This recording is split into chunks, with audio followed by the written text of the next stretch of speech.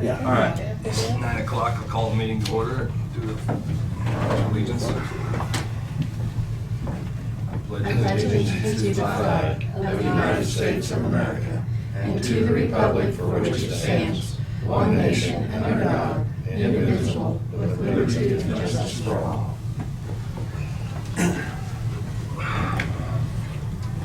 All right. We have a portion for public comment. If you have an agenda item, hold public comment for that time. If Is that us? Could be. So if it's not on the agenda, then this would be the time. So you don't have to stay here all day to the next one.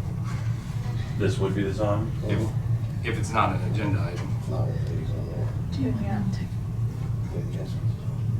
just speak from back there? Oh, yeah. All right. Well, I'm Josh. This is Allison Teichman. We have the taco truck. We also purchased that lot. It's actually a Roosevelt address, but it's right beside Casey's. There's kind of two older houses that we're working on tearing down. Anyway, our reason to step in today, we're gonna potentially try to put up a new building there, bring a new business to Marion County.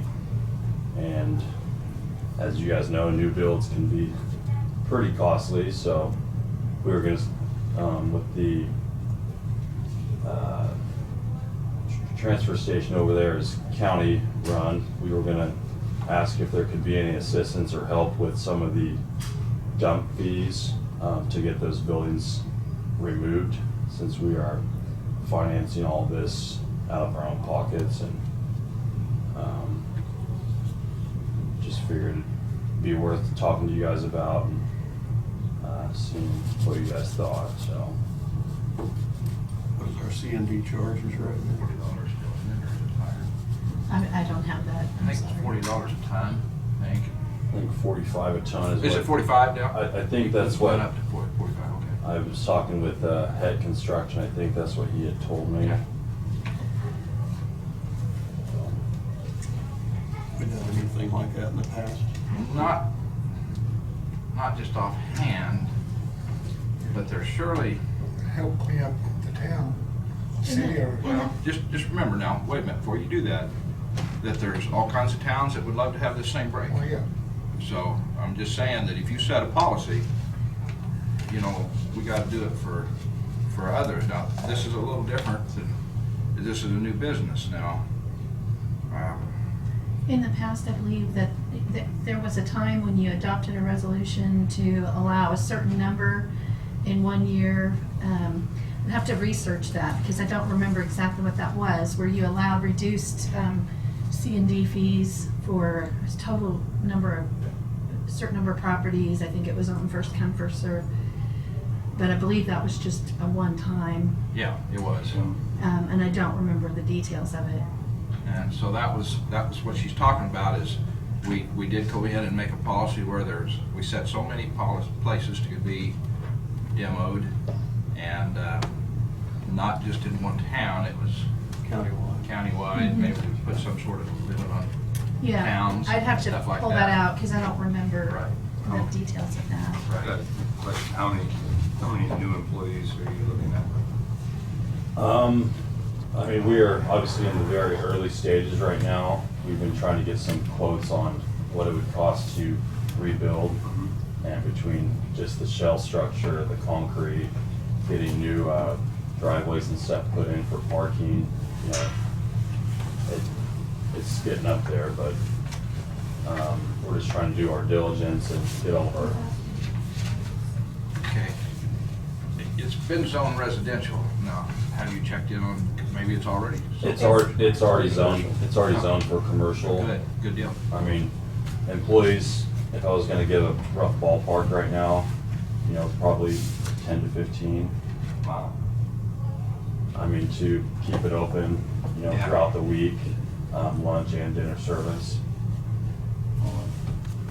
And see, it's- The only other thing that I could think of maybe is set a policy again, like this lady down here says set a policy, right, Diane? Always, Always, yeah. yes. Through economic development or something. Maybe we can make yeah. set a price. And once they use that price up, that money that we've set, that's just a suggestion. And would we set that just for individuals or for, also for, cities have these blighted properties that every once in a while they have to tear a house down and haul stuff off. I mean, would we make that fully encompass both individuals and entities? It'd be great if it could. Be great if it could. Rather than not muddy up the waters and try to Yeah. keep different policies for different things.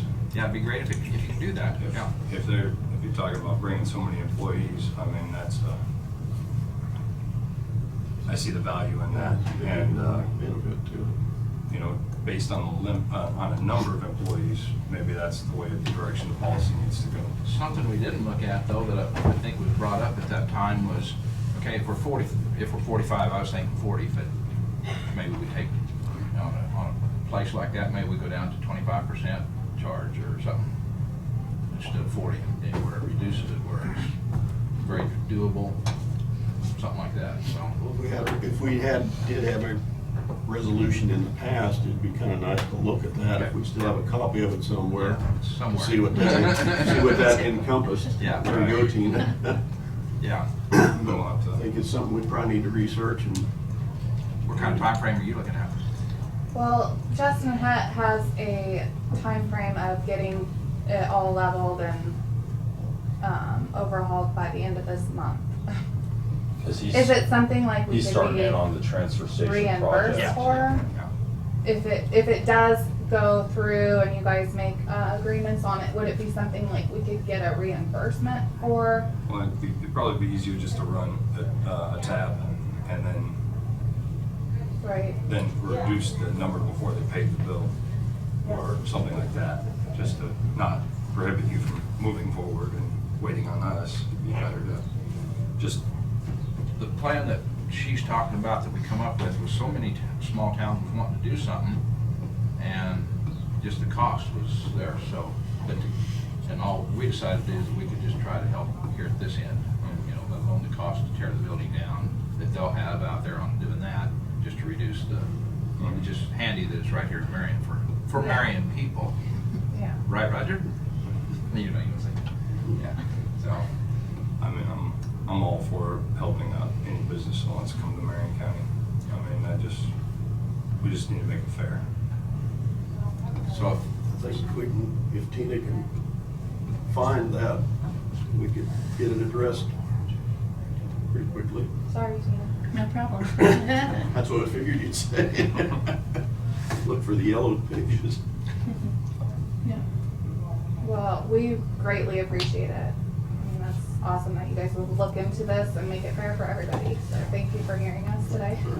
no problem. Yeah, Thanks for trying to promote Marion County with something. This is great. So, Scary putting all your eggs in one basket, so. yeah. Head down, keep going.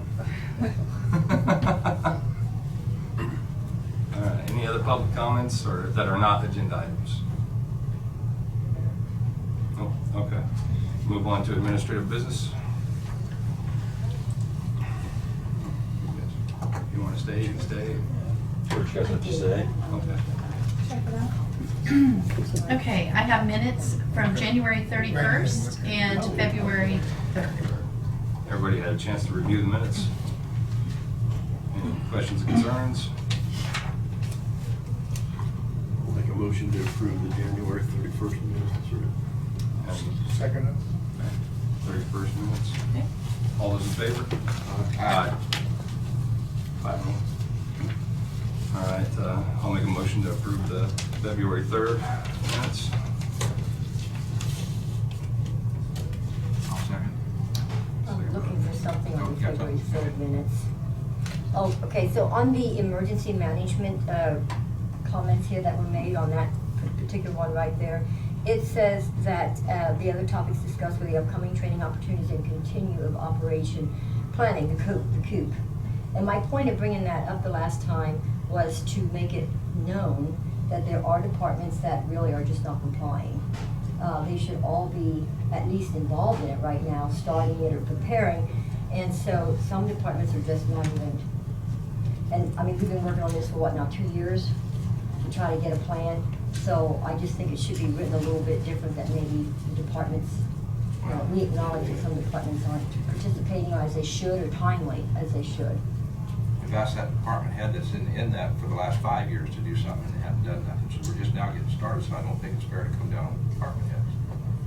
I think it's, The department heads, if I can, have discussed this, and we're kind of at a place where the department heads want to work together to come up with a plan that works for not just each individual department, because there's a problem with each of us being a silo. And so this is not something that we are not working on or that we don't think is important, but we need to do it as a group rather than each individual department being tasked with a separate plan. And so as part of our department head meetings, we are working towards getting something in place. Because, for instance, the Register of Deeds, the clerk's office, the treasurer's office, the appraiser's office, we all have to function together with many of the things that we do. And it doesn't make sense for one department to make this plan where we're gonna be over here, and this other department saying, well, we're gonna be over here, and then knowing what the others are doing. It just doesn't work. And so that's where we're hitting a stumbling block. It's not quite as simple as just every department make a plan. We need to do it together, and we haven't been able to get the So if the department heads are gonna take it upon themselves and to do it together, like you said, then it would actually not be totally responsibility then of this of emergency management. Well, we to do initially had- individual things, which is the way it's always been in other counties. We had brought this up, and I really wasn't planning to discuss this in an open meeting with all of you, but we had brought this up quite some time ago and asked for some assistance from the emergency management director. And at that time, eventually we did have a training of what system we use and how to access the system, but no additional working together as far as what exactly we need, how to do it. And so the rest of the department heads that want to work together on this, we will be, but there's some other things that we need to be doing a little bit better on as a group in regard to disaster planning and things like that. So it's not something we aren't working on. And as far as the minutes are concerned, I believe that the board had asked and had voted that only actions of the board are to be listed, or topics, just general topics that will be discussed again in the future. And so that's how I prepared the minutes. I mean, I'm certainly willing to change them if the board desires. Well, I realize that. Now, see, the way you're describing that gives me all other type of questions to ask on that situation, because I think I'll do a little bit more study on that and talk Sure. about it maybe next week. Okay, because I And we want to can know put- for sure, because I don't want to hold one person responsible. If you got everybody involved in it as a group, you know, if you're taking it out of his hands or just want tidbits of help or however, I want to know what's going on, because I really don't want to continue to batter somebody if they're doing what they're doing. I don't I believe want everybody anyone's to be being together on battered. the same page. Well, I mean, I haven't heard that, so. okay, well, I'm just saying, for years, as long as I've been here, Randy has been accused of not doing his job by implementing these plans. Now, I do know that he spends great deals of time and comes to different departments and stuff like that. I know he has offered help to the individual departments and stuff like that. Now, what help, maybe not the help that they want or whatever, because I didn't know there was another group that is trying to do something on their own here as the department That's not heads. exactly, So- I mean, Yeah. if we need to have a discussion about this, we need to Yeah, put it on the agenda. I think we do, And I mean, because, yeah, we right need now, to we're know just trying who's gonna to, do what, because approve. it's getting a little confusing now. is it, I guess I need to go back at, the meeting, are the minutes okay as written? For now, I'm gonna, Okay. I'll second your motion. Yeah, Randy seconded. All those in favor? Aye. okay. Sorry, I wasn't really prepared to discuss that. No, Well, I you do should be have, prepared. I need to print the minutes off. I haven't done that yet, so I'll get them printed and have you sign them later, if that's okay. okay. I 100% agree, and the department heads all agree with you that we need to be prepared, certainly. change orders. Yes.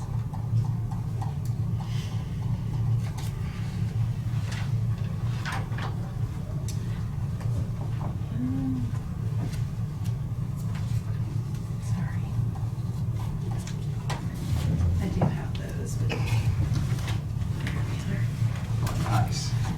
Yeah, it looks like small amounts. That's a good thing when the stack is small, it brightens your day.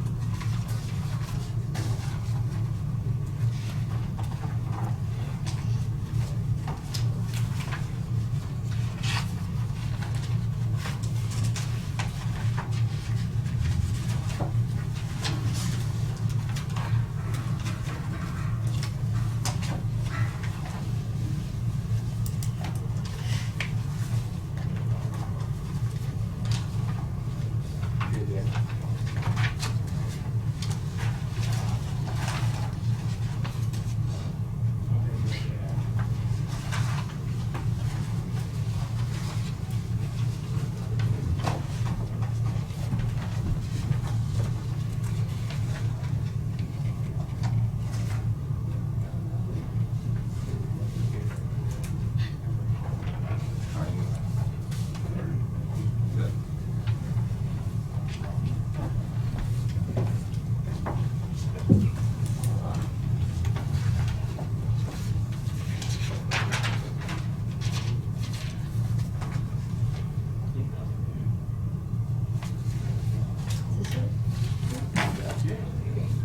It's getting like up, we're trying.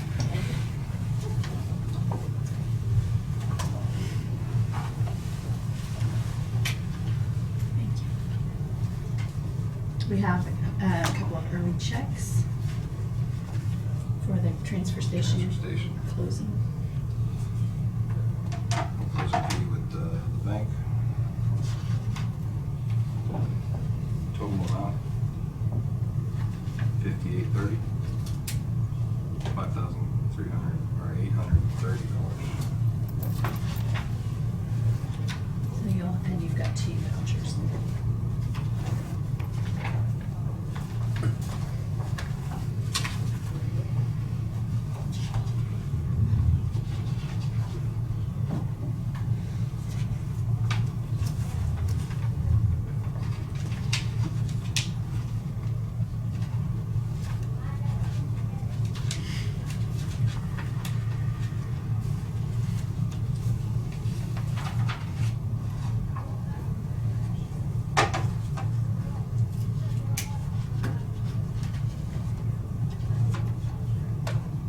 In your package, you did have the clerk's report and the expenditures reports for February, or for January, excuse me.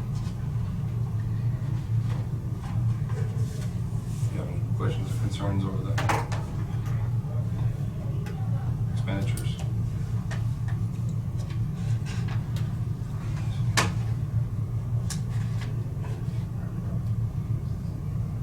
Moving on. Sorry, I hope I don't make it into Z. Okay. I have a few salary sheets here. Okay.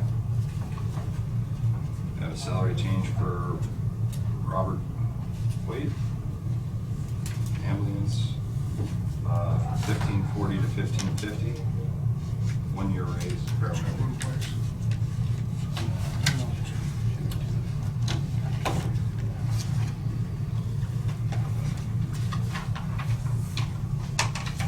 Got a salary change for Anthony Wyatt, ambulance, from 1237 to 1250. 1 year raise, EMT.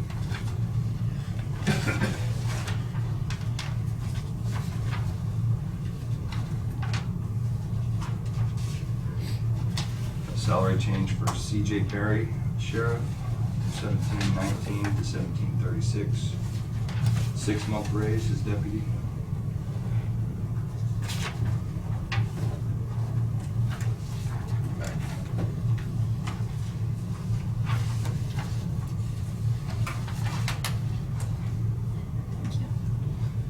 We have a salary change for Aaron Christner, Sheriff, 1753 to 1769, 1-year raise as deputy.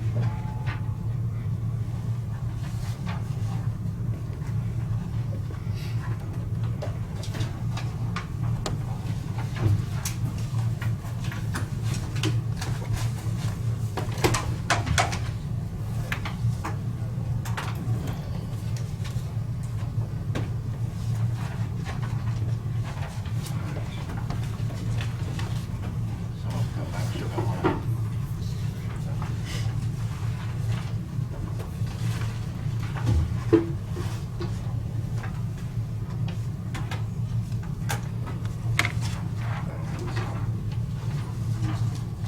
Still needs to see.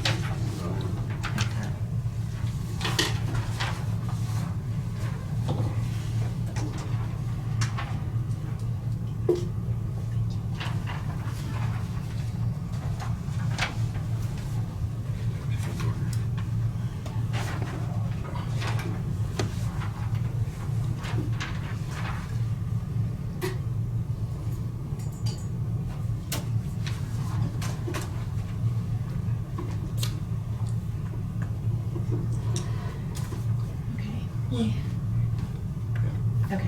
Okay. Yeah. We have several documents for closing purposes of the lease purchase. And these, you have already authorized the chair to sign.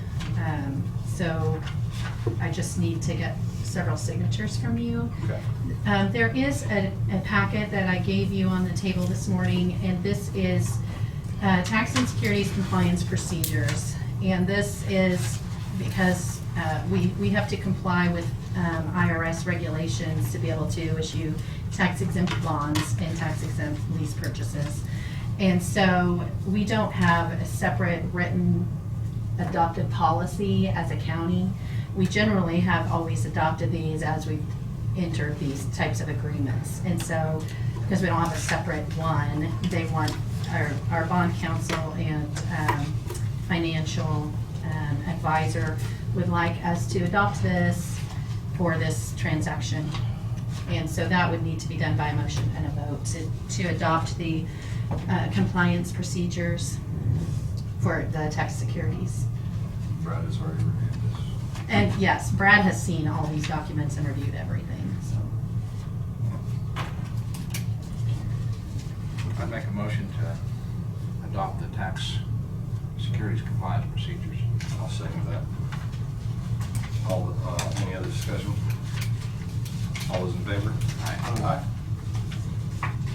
Okay, so I'm just going to, that one just requires my signature. So I will sign that. Make sure that there's no other. We have multiple documents, so one of them is the actual lease purchase agreement.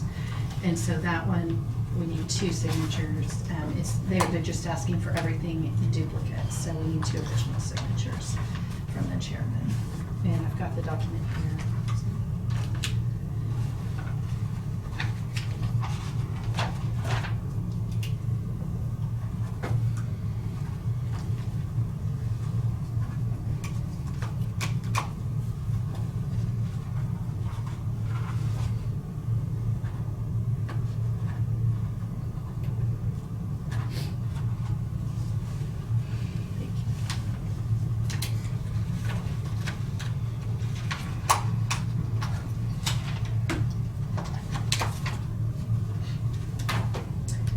The next one is the federal tax certificate.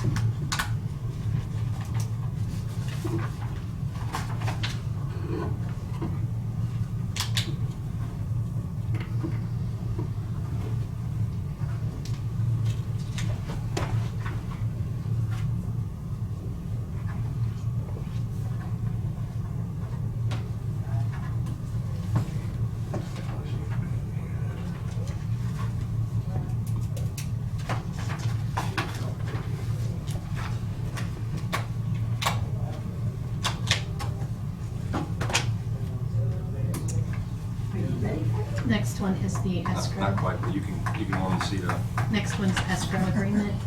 You're next.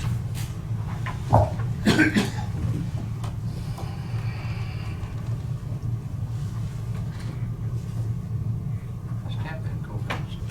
Pardon me? Stamp and Colfax. I think it is, no, I think it is in Clark.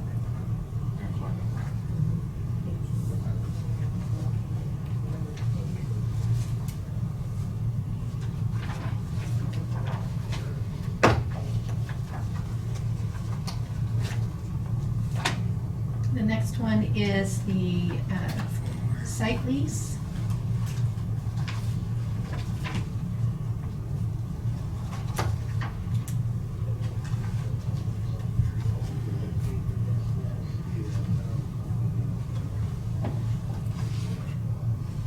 You see your, commission expires, Notary Public, and Todd. might have grabbed the wrong one. Here's the notice of, here's the one for the notice of leases.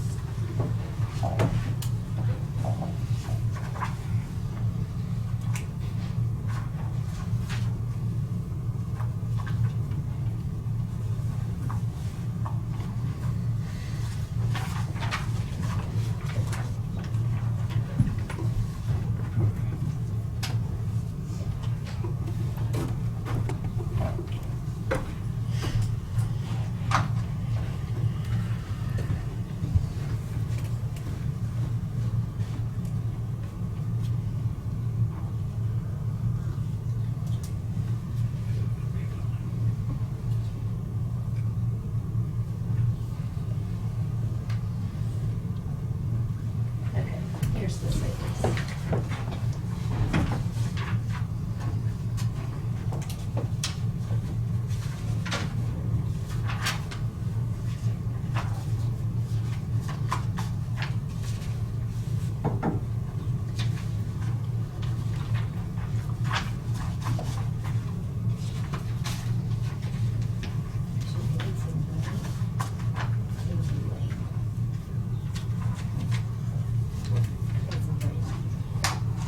Thank you. And the only other administrative business that I have is I will need at some point in the meeting a short executive session. Actually, probably two short ones, 5 minutes or so each, so for personnel matters. And if you would like to do that later, that's fine. That doesn't matter too. Yeah, try to fit it in later. Okay. Rebecca. Wakefield Register of Deeds. Yeah. Things are going pretty much as normal in the deeds office. We've got all the computers and all the printers and everything updated to 210, so they're actually talking to each other and working together, and we don't have to call IT every week, so this has been good. We are continuing to scan old documents into the computer system to make it easier for people to look at. Currently, I'm just about to finish deeds for 1993, so we go back quite a ways. We've done a couple of things recently to enhance our customer service. I noticed you guys having a hard time looking at the map. We have actually updated ours to a 2019 version of the plat map. A little easier to read, a little easier to see, and it's also more current in terms of ownership. Another thing that we have done is forever and ever, the deeds office is scanned on Tuesdays and Thursdays to return documents to the sender. The reason that they did that was based on the fact that we used to make films of the deeds, microfilms, and that was a pretty involved process. So they did that on Tuesdays and Thursdays. Recently, we have started scanning documents every day and returning them to the sender each day. So that's giving us a much faster turnaround time, which is better for the people we work with. The other thing that we have done that has really helped the people who are in the office, Joe has gone through all the old UCC files. That's Uniform Commercial Code. Those are things like irrigation systems, water treatment systems for your house. Back in the old days, your stereo, whatever, wasn't actually attached to the land. Joe has gone through all of those documents and sorted those out. They can be pulled after 6 years.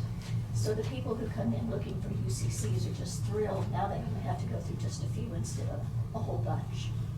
Well, we can't throw those away, so that means we have 2 boxes of old UCCs to go up to the attic. And that means it's time for my quarterly question. What about storage for documents for county offices in the courthouse? Someplace that's safe, secure, and not necessarily within the grounds of the courthouse. Goes back to our discussion about having a building to do that in. And that's all I have. You'd like that tomorrow, right? Well, yesterday would be Yesterday. preferable. Tomorrow will be good. I think she was in here last year, and I heard it. Yeah. I think I've been doing this about once a quarter for, 3 years now. You're consistent. Maybe someday. Thank you. I would just take to tell the commission that I know Diane and Kent's heard it ever since they've been sitting here, but the 2 new ones, storage is something that quite a few of our departments need. And we've taken a lot from up there that really didn't need to be up there, and there's more that needs to come out. Gets back down to a building. And I've mentioned it to those 2, I don't know whether, the other 2, whether there's a spot right over here that we have graded, based with rock put in, and ready for an 80 by 90 building at one time. We never did get a cost on that, so we would hope that that 80, 90 building would take care of a lot of things. You're spending money at Co-op in Hillsborough to store emergency management equipment. There's other places besides that we're spending money for storage too, so it's just something that needs to be on our burner and needs to be looked at. I don't know where you put it in our priority list, but it needs to be somewhere. Every office, like the lawyer's office, has stuff up there. I mean, it's just, there's stuff that has to be kept.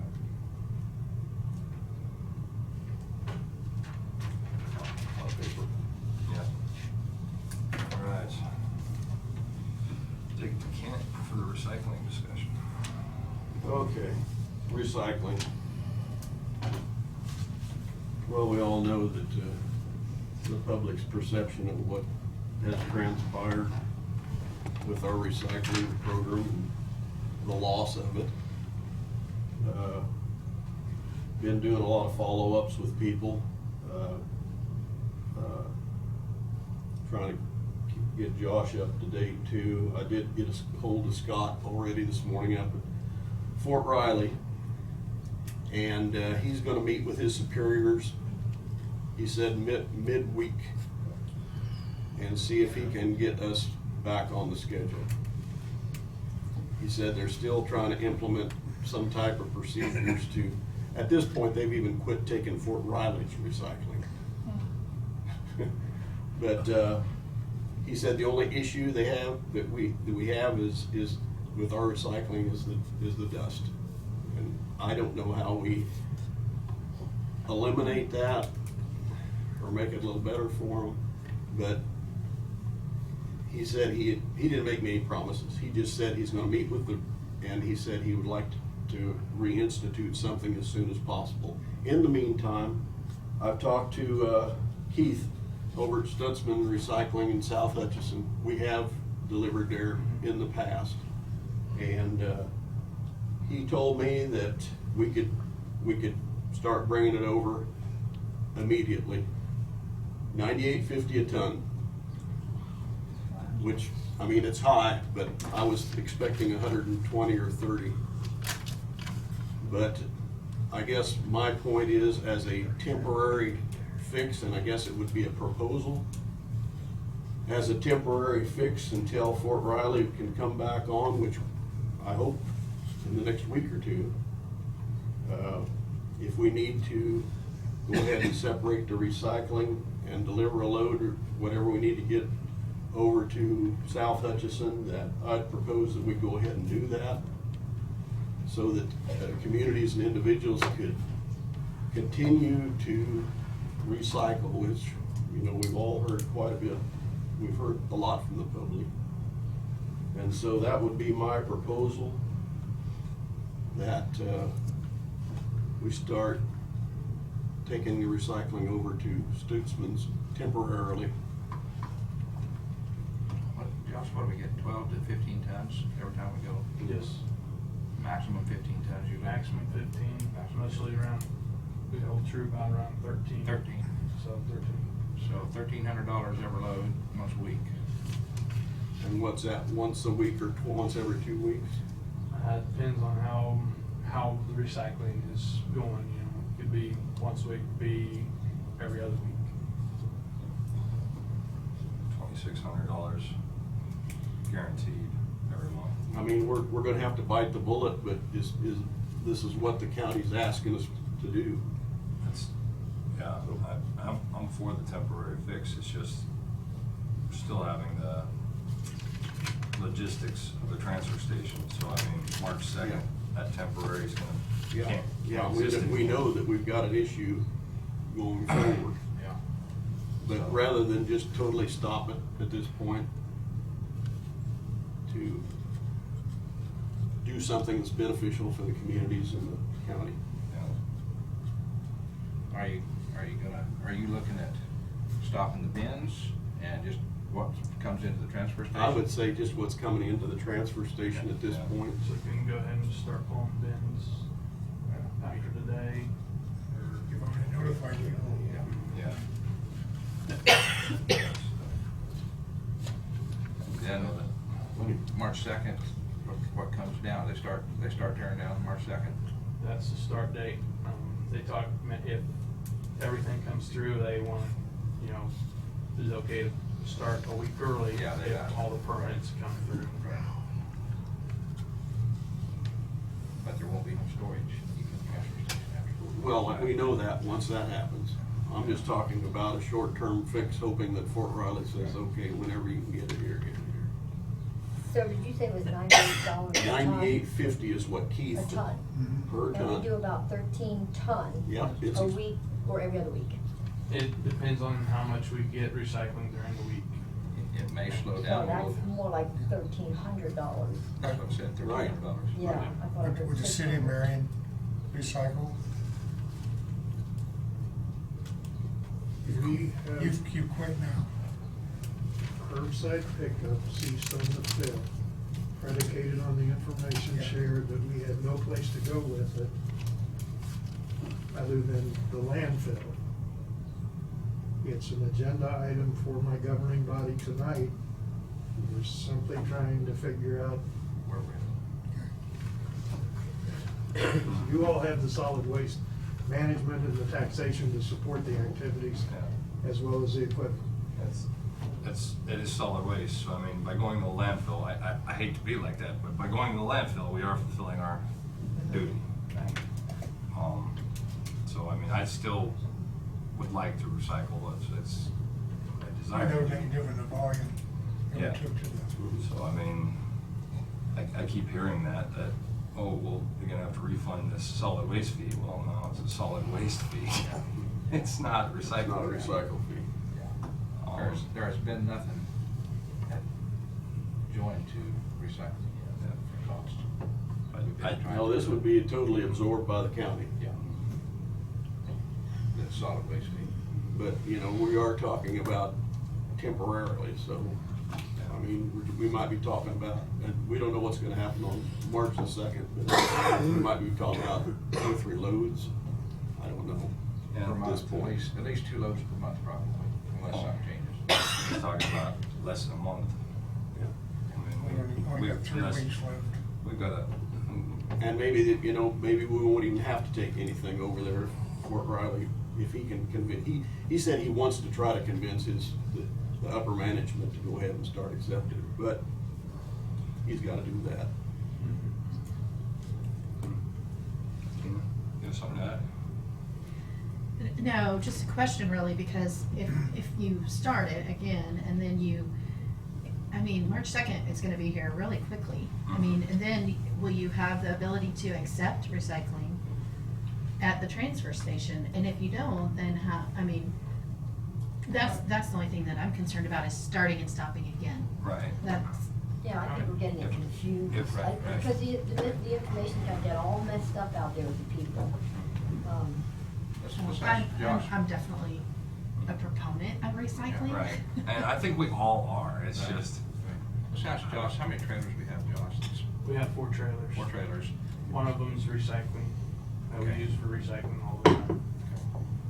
So, and that's how they will handle it, is they'll have to switch trailers in and out to handle recycling once the building goes down, the east half, correct?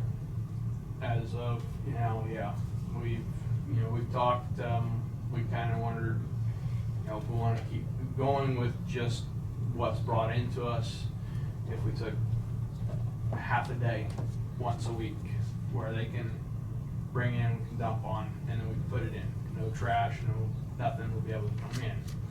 But, we can't stop everybody from bringing trash in too. So, and it's a hassle back in the trailer, in and out, but somebody's got some recycling. It's gonna take some communication with the public, and even then, you're still gonna have problems. Mhm. It's So still you- gonna take some communication. You could potentially put your recycling bins and even put more out at the transfer station for the public recycling. And it probably wouldn't be that difficult to make sure that you have made arrangements with haulers that are handling recycling.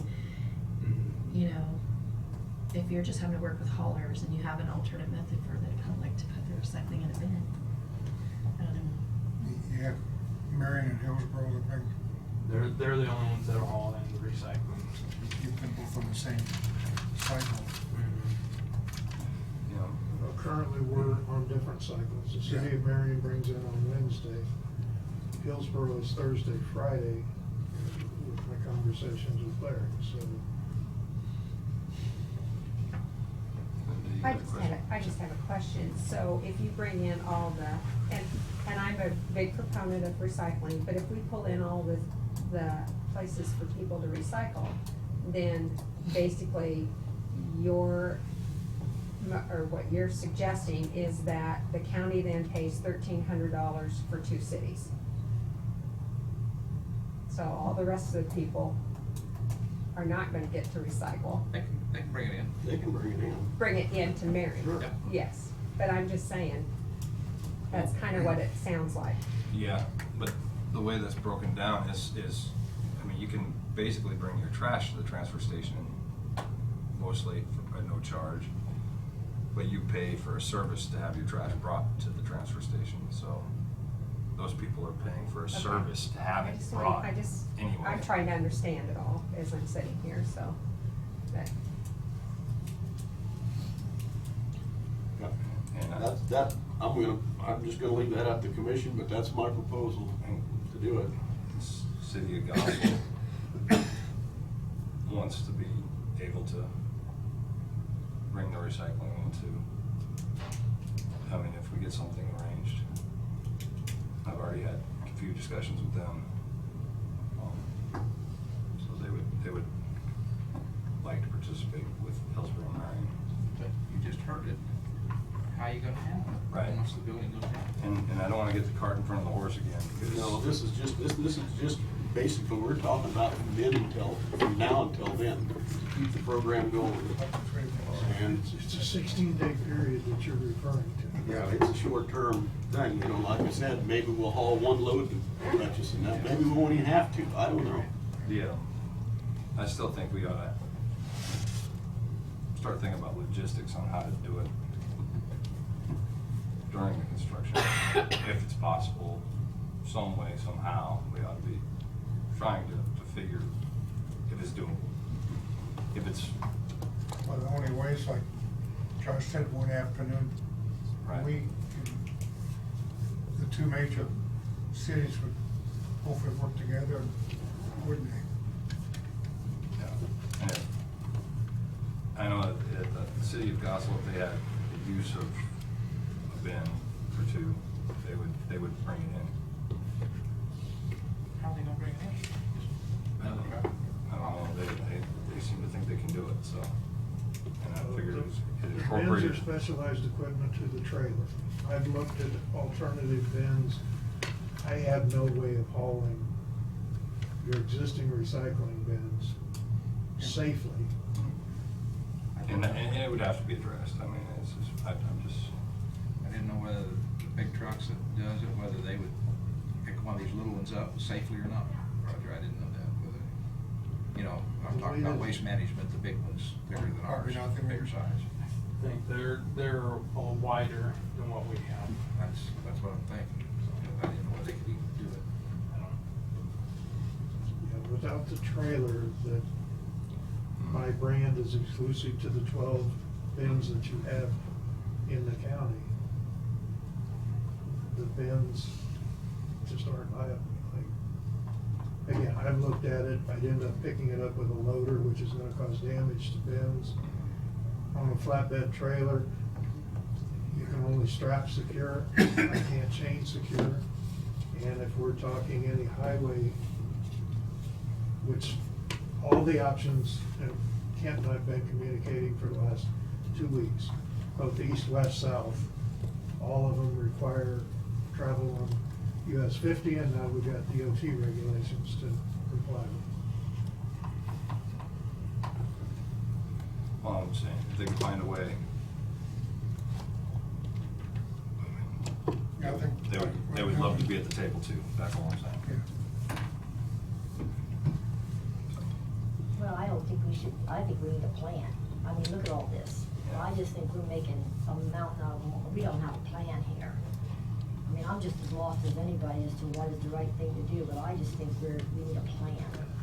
It's gotta be a workable plan for other Yes. people to do. That's Exactly. that's We need a And we plan, got all so I'm many doing is, different- I'm just addressing this short-term Short-term. span in order to keep the program And I going. thought, yeah, and I thought we had a plan 2 weeks ago when we first initiated this, and now we're kind of doing what we do best, and that's backtracking. Well, And I'm we did jump out in front of it a little bit, and we should have tried to.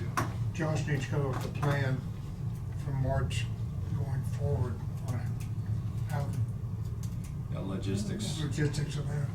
But right now, we just need the temp, to, the next 3 weeks, we need to haul to Hutchinson.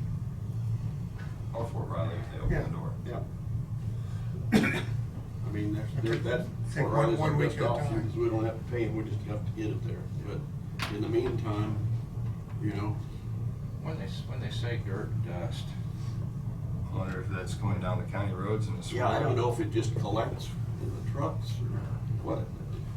have you heard anything about it, Josh? He said it's not a trash problem, it's just dust. Yeah, I first heard it when I read the newspaper the other day. I've never heard them come out and tell us, we have a problem with the dust. Yeah. Would have to be coming He down said, the county roads. I mean, it wasn't like it was a big issue to him. He said, our big issue is trash that's in recycling. He said, you don't have that, so. Yeah, I know we're pretty good at what we see, we try to get out of trash. Well, yeah, I guess I'd like to see Josh come up with a plan for logistics during the construction period. The temporary fix, I mean, we're talking 3 weeks, probably talking 1 or 2 loads. That's- How full are you right now? We'll have to load out this Thursday. Okay. We'll load out Thursday morning. So I guess I'd be in favor of Somewhere. temporary fix. Okay, I'll make a motion that we do the temporary with Stutzman's in South Hutchinson, $98.50 a ton, as temporarily until Fort Riley will accept our recyclables. Second that.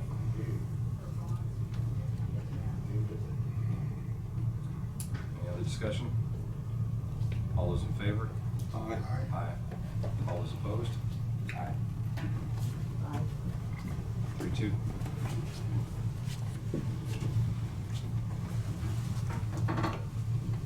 Mr. Chairman, may I ask just for a clarification on timeline? Your motion will reinstitute for 16 days, and then we'll enter the construction period, which is Still not in to limbo. exceed 260 days.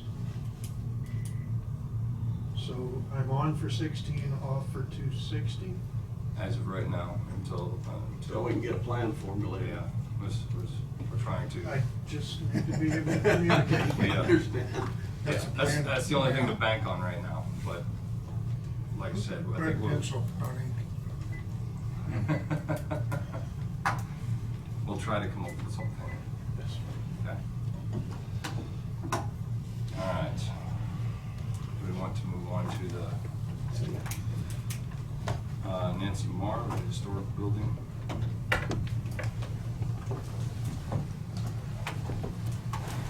And when she initially made that, she was scheduled at 10. That's before we took times off, so I don't know if she's here yet. Well, we can always jump Travis up. Yeah, he's here. He's He's trying to find a more comfortable seat. Musical chairs. Get the hot seat. You're showing a front row. Are you ready? Or we'll wait for you. No, we don't have times anymore, so we don't wait. Yeah, we don't. Yeah, we're just gonna go ahead with Travis. Okay. And when she gets here, we'll jump her back in. So, all right. Good morning, Travis. Morning. All right, we're back because we had to talk about the building. Yeah. I did go out and met with Nelson Fowles, and I met with a few other contractors.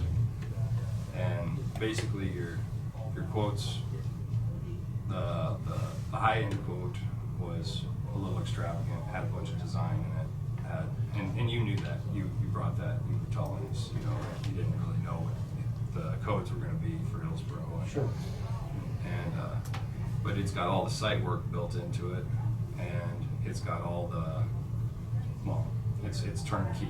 Right. Whereas the other quote was not turnkey, it was basically a building set next to a building, and when you survey the site, there's a HVAC, air conditioning system that has to move, electrical service coming up on that side of the building that has to move. There's lots of concrete demo that has to be done, and there's site grade work that has to be done.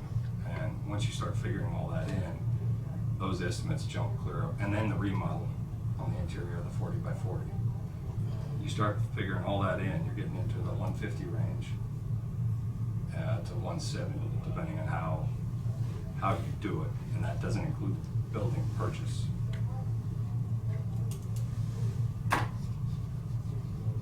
Because you're I talking about. disagree. Yeah. No, it's- I disagree. How can I be quoted at $35 a square foot and come up with a price? Because there's no site work built into it. Right, well. There's no remodel Had fee, work, there's right. no remodel fee No, factored that's- into it. The person said he was, So the remodel, I understood, as far as walls, interior, sheetrock, stuff like that, was 10,000 is the number. It was absolutely not included in that. That was with our people building walls. Okay. That was, and again, I mean, it wasn't to But skew the you- numbers. you're it was talking about- to do it within budget. We're That's talking about simple. a kitchen, and, Right. you know, homeowners to do a kitchen on their own, it runs, you know, it'll run $8,000.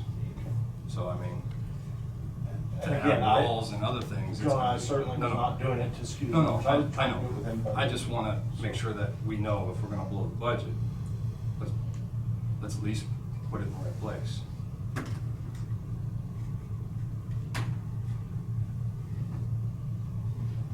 I think you're pushing 140 to 150 once it's completely done. I'm not gonna say we're not doing that, but. It's, I mean, I can, hands down, I mean, we'll look back through and when we're done, it'll be excessive in the budget.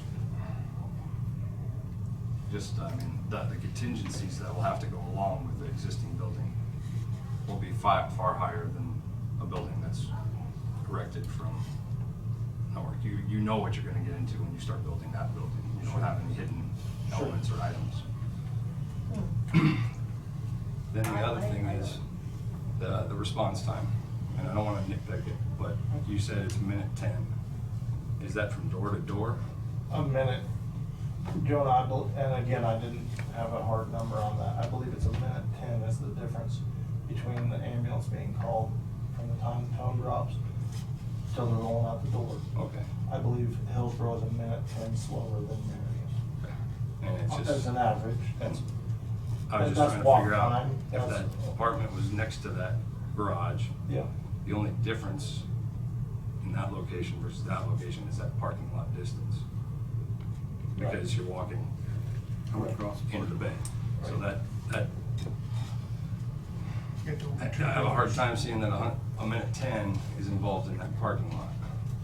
But, Well, and Joe, I don't believe it's just the parking lot, I believe it's, you know, you've gotta open the door, you've gotta, right. I mean, there's- weather plays into Yeah, it, yeah. I mean, and I certainly, Well, and this is just leading up to the other point of, if you look at the location versus the other proposed location, you're adding more, you could potentially add a minute 10 to get back to where it's currently housed. So your biggest population base is right there. And to serve those people, you're actually causing it a longer time to get to those people to the south of where you are now. Whereas if you were in the right location, it would still cause a little bit longer time, but not that much longer time. I mean, so is it really worth it for the $30,000 that we will pay in rent over the next 5 years? I think the 30,000 that we're gonna pay in rent over the next 5 years is irrelevant. I think what the plan that he has right now is one that we should go with, because we're looking at the county. And you're looking at just how you get to the people at the different areas of Hillsborough. He's right there by the highway, get on the highway, he's got other towns to serve. It's a county service, and it's for all people in the county. I got that. I got that. You need to strategically place yourself where you can do the most good for the most people. So isn't that by a highway? So you can hit the highway and go your different directions? For the rural area. Okay, But that's. you're actually adding response time to the people to the south and to the nursing homes that are down to the south, Parkside, Salem. But John, yeah. I understand what's going on, but I mean, we have to stay within our budget, and right now we have a building Well, I'm that we telling you can right now, afford. you will not stay in your budget. You will But, not. okay, so that's your opinion, No. and I'm just, you right. don't have anything in writing, you're just telling us what somebody told you. He said, she said, whatever, I mean, Okay, we don't have any official proposal or anything. I can go get it. Well, I can go get it. I bid stuff all day, every day.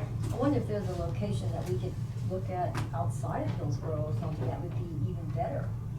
I mean, if we want to really get efficient, get down to it, maybe we Should could go. move the whole unit to Canada. You know what? Marion County. We thought We about talked about that that before, and that's not a I bad mean, idea. there should be a school there for the countywide, should be EMS, to service the whole county. Well, easy, You know, David. it's You really can't not, try to it's stir it. really not a Yeah. joke, it's really not No. a joke. I mean, let's be serious. 30 years and ago, be that should have sensible happened. here. Yeah. Well, Then your proposal, then you're dead set against it. You wanna sit and wait till Hillsborough promises the Taj Mahal. and no time at all. It's simplified. This has building, been, put it down. Jonah, this has been going on for 10 years. We've been hearing about it even when I was an active fireman. We're gonna get it built, we're gonna get it built, and it hasn't happened yet. Right. And so, I'm just wanting to know what your feelings is. I'd like to cash forward the money and put the building in the best place in the future. And who's to say what the best place is? I mean, Yeah, agree. why is Hillsborough telling us where the best place is for our service? I mean, I don't get that. Well, I don't know. All I know is there's been no rent charge for the ambulances. That shows how bad they want And them. thank you very much, Roger. Marion also served us for years with no rent for the. Tampa, Peabody, Florence, all of them do. That's right. There's that's no right. difference. We thank you all. We've talked We really about do. this before. That's great, So, no, I'm just trying to tamp down that it's not that they don't want you. Sure.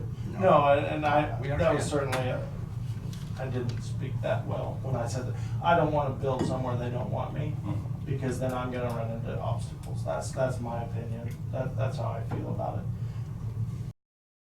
So there is no piece of ground that they're willing to put us off to their sides and what I asked for? There is.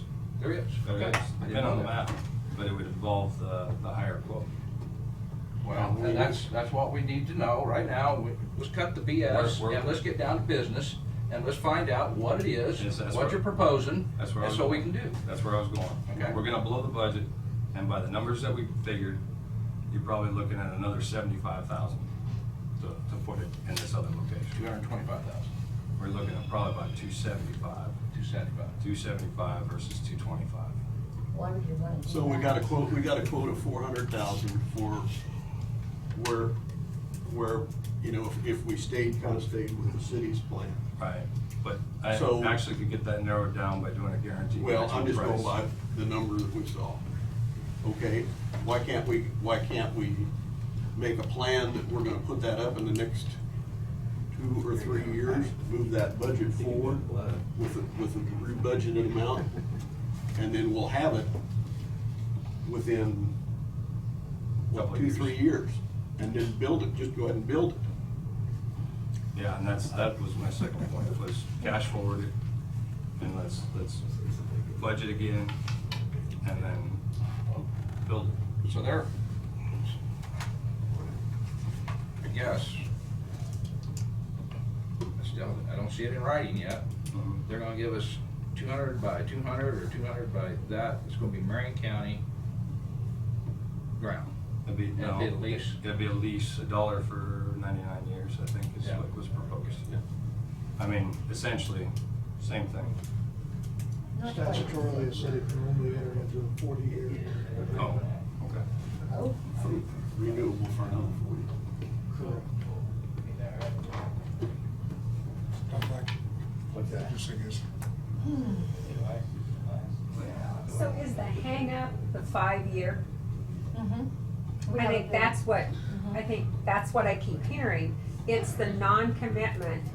You don't really know what but you're just gonna sit and wait for another 5 years. And if that doesn't work, then I'm sorry, but we'll wait for another 5 years. I don't think we're committing. They've told us we can have this place. I know, but We can build it for 400,000. But I think And we that's can what the budget it, hang-up pay for it. We is. can budget it to pay for it in full, 3 years.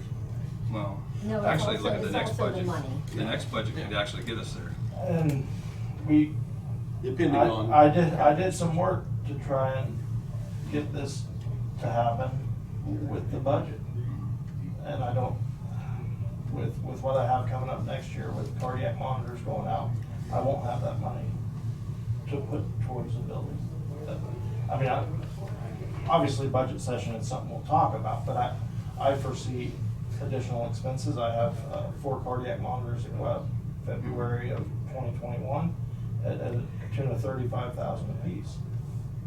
So we're gonna have to work hard to stay within budget on that as well. So to say that I would have that money again next year to put towards it, I certainly wouldn't wanna go on record Well, saying that. even if we can't budget as much as we have Sure. because of your capital expenditures, if we can budget X amount, we come up, say, we got 75% of what we need to build this thing now. We could certainly finance 25% of it being. Well, we don't wanna do that. That would create an engineering. Or we could do a design build and save ourselves quite a bit of money. Depending on what type of prep work we'd have to do, but I mean, if we just have to finance a small amount, we might be able to get around some of that, depending on statutes. Right. Well, and again, I certainly, it was not my intention to ask for anything of this nature as far as tax dollars. That wasn't my intention. My intention was to try and do the best I could with what I had. And I totally understand. If anything, Joan, it was my feeling that the numbers on the proposed addition to a building were on the low side with the intention of the finishing coming out of next year's budget. If you look at timeline, we would be at the end of the year. You know what I mean? So if anything, those numbers maybe were a little low, but that was with us doing the hammer work and hanging rock, you know, to try and keep it within budget. That is certainly what I was trying to do. I was not trying to cost any more to the taxpayer. I just know what the number was, and Sure. I know what the number will be, and people may not believe me, but I know. No, and that's fine. Again, I'm just explaining what I was trying to do. And whatever the commission decides, you know, obviously, that's where I'm at. Again, if I go back to, I have 2 people in 1 bedroom right now, I'm gonna have to spend money at the Marion Station to make improvements if we're talking 2 to 3 years down the road. I need to make some improvement out there. Obviously, it's not near that kind of money, but that's gonna take some of the money I have set back this year to make those improvements. I wouldn't wanna see it go that far. I want to try to figure out the budget, put it in the right place the first time. And come up with the money somehow. But Well, I wish we'd get away from nitpicking. We're nitpicking, and that's totally crazy. Eeny, meeny, miny, mo, either place will work. We know that, you know that, I know that, everybody in here knows that. And we're nitpicking. I don't understand that.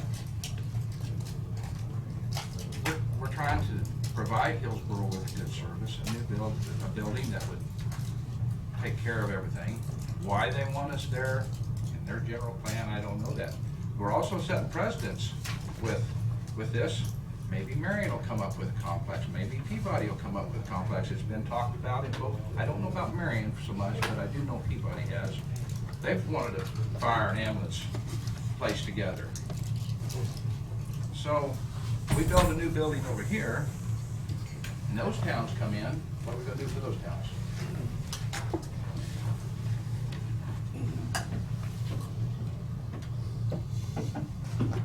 I want you to think about it, because we're gonna treat one way, we're gonna treat everybody else the same way. I think we gotta do the best we can with what we got. I mean, because we're looking at employee raises, insurance is gonna come up, that's gonna soar, I promise you that. And I know Joe's got some other plans coming down, there's not gonna be a budget for that if we keep spend. I mean, this is a tax and spend deal here, we don't have to do that, it would be lovely, What I'm but telling we you don't have is to do it. we will. So We do you will wanna go what? with this location or that location? We are going to break the budget. I disagree, But not by as much with the. Yeah, we won't break it by as much. We won't have to finance the extra. I mean, I disagree with, I like Travis's plan from the start. I like the fact that he worked so hard to do what he could do with what he had and not take any other money out. And maybe we might have to come up with a little extra as we go along, but it's still better than, that's just my thought, that would be my vote, I would say no on the Hillsborough plan. I would like to make a motion to I'm not cash a forward contractor, the budget. but I've been told by every contractor, every time you get into a remodel, get your plan, 25% more. take it, and then add another 25 to 30% on top. Because that's, And the and I think contingent- that's what you're alluding The to. contingencies will be higher on a remodel versus a new build. And what about the staggering economy? You know, as the economy explodes, prices are gonna even go up higher next year, the year after, the year after. I mean, that's just the projection of the economy. You know, the people aren't hungry so much anymore, because now the economy is booming, and I hope it's gonna continue and get even better. So then your prices that you're giving us now are gonna rise more. I don't know. There is one other thing too, Jonah, that don't know whether you looked at it, but I went back with it the second time just to see. I understand your electrical and stuff, that's a matter of moving things like that. It's not that big of a deal. It's I mean, minimal. It's $2,500 probably. Yeah. You're probably talking about moving a mixing unit and rerunning the line sets. Yeah. It's another $2,500. I mean, that's the deal with a remodel. Right. You're gonna nickel and dime. Right, understand that. But if that building that we're talking about, if the building was put on the front, we wouldn't have to do anything. Don't know that there's quite a bit of space here, but I don't know the setbacks. Yeah, the building wouldn't fit. It's a 25-foot setback. Is it 25-foot setback? Yeah. That kills. And the eave of that building sets out to where it would intrude on the new one. Well, just right here, Dave just said maybe a smaller one, but a deeper one where it still hold two. So you wouldn't have to move any of that stuff. So there is options there. That's possible. I didn't know what the setback was though. I don't know what the street width is. I've looked at the other buildings and I see the face of the building is pretty well in line. So we didn't check that out. I'm not gonna say I know anything about that, but I understand. 25-foot setback. probably casualties. And then, I mean, there's other common courtesy to think about too, you know, the ambulance taking off all hours of the night with a motel right to the north. I mean, there's things to So we're gonna consider. put it right in the middle of the people where they wake all them people up instead of just one stand hotel. So- Let's cut the nitpicking, guys, Jim. You have ambulance in the big cities. Yeah, and I know. Orchestras. I'm just saying, there's things to think about. Well, Wouldn't blow your we socks tried to off. do the best we could for Marion, and everything seems to be working there. We've got an HVAC system that's not the best in the system. That seems to be one that, who would have thought that it wouldn't handle a building, you'd have thought it'd been built for it. And so we've tried doing the best we can there, and that's what we're trying to do here, simply just trying to do the best with what we have, the money available.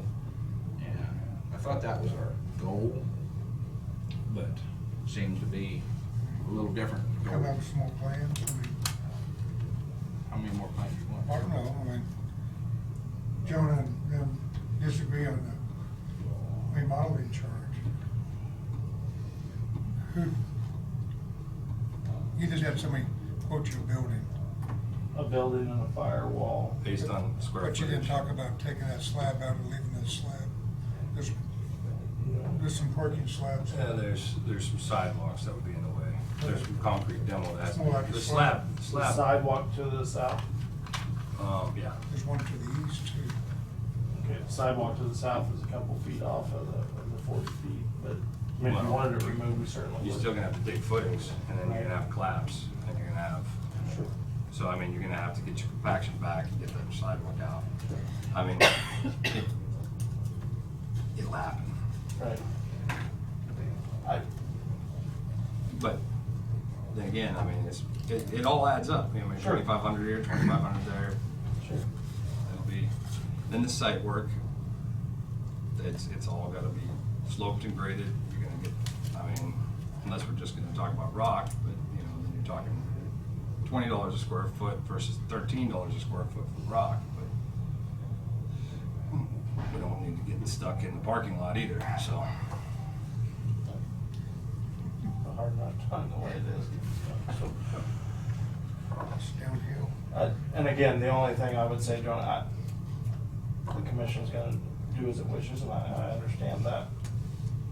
But rather than cash forward all of that, I do have HVAC that needs addressed in Marion, and I certainly,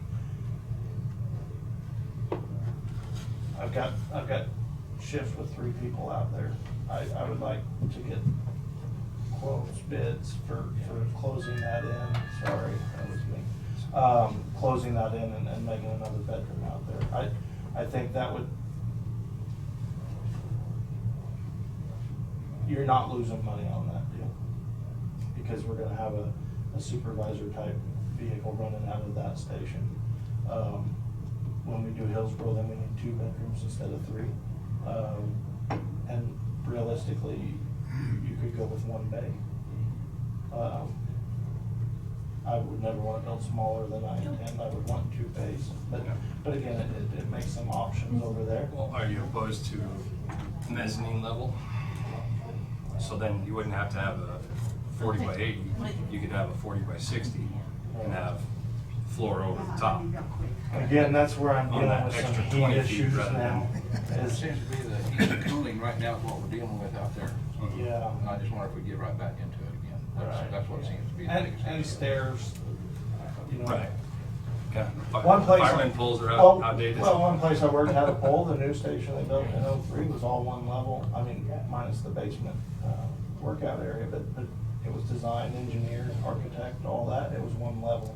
Yeah, they certainly take fire poles out via OSHA, it doesn't like them anymore, on new construction.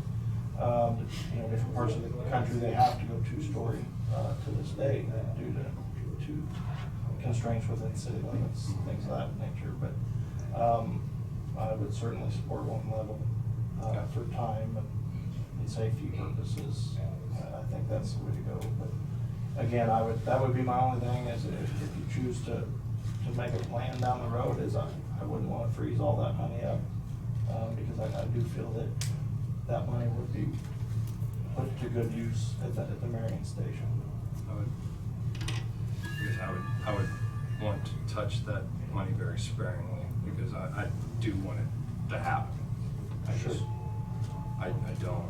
And again, Joe, the only thing I can say to that is I really don't foresee me having any kind of, that kind of money to put back again next year with the current budget set. I don't see that. That's what I have coming up with capital improvement.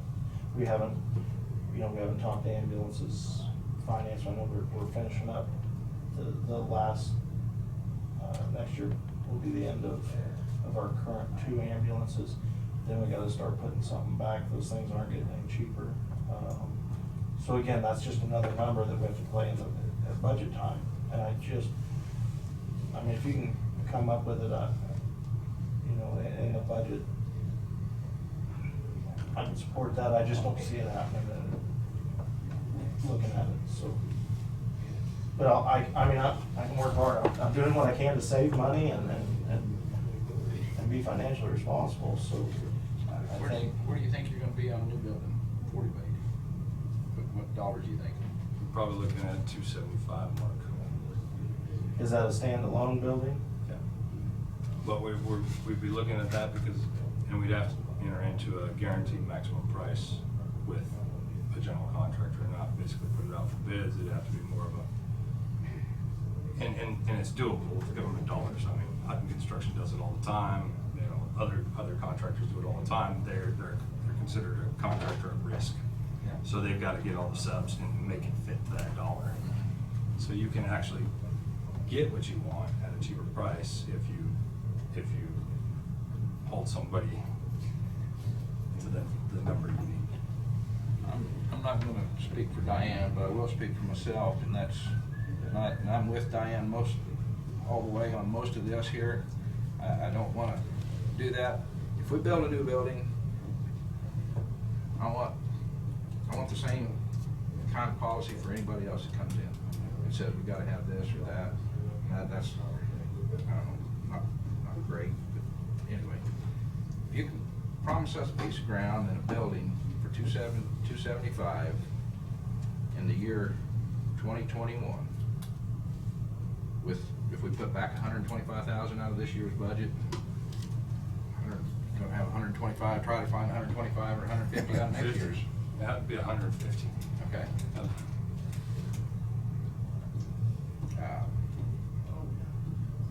Is that doable? I don't know. I mean, And we got 5 votes here. Yeah. Is that doable? Well, keep hearing about these buckets of cash. Well, we all know that there's some, but yet the viewpoint there is we've got a lot of things costing. We just went out for rock, and I'm quite sure when we come back with the price for rock, I hope it's cheaper. Yeah. But I'm sort of like this right now. Don't know.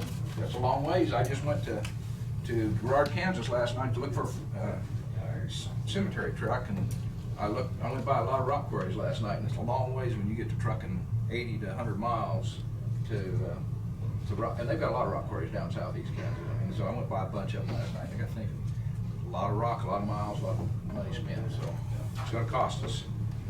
But I don't know whether Dave or Diane's ready. But if we come up with a vote that we take 125,000 put back this year and come up with 150,000 for 2021 on a piece of ground, I don't know what size you're giving us. I remember what size you're getting. Do you know? Do you know what's at? I know it's plenty big for all the services that they're planning to put there. So. Well, that's what I'm saying. I don't want to cut them out. Yeah. No, what I'm saying is there's plenty of ground right there where they're talking. It's Is it clean ground now? Yeah. There's a tree in the way, a single tree. I was just looking for parking spots around the building and an approach to the building, whether we have a porch on it or not. That's, It doesn't. It's gotta say Marion County EMS on the front of it. now, is that the city bringing any sewer water to us?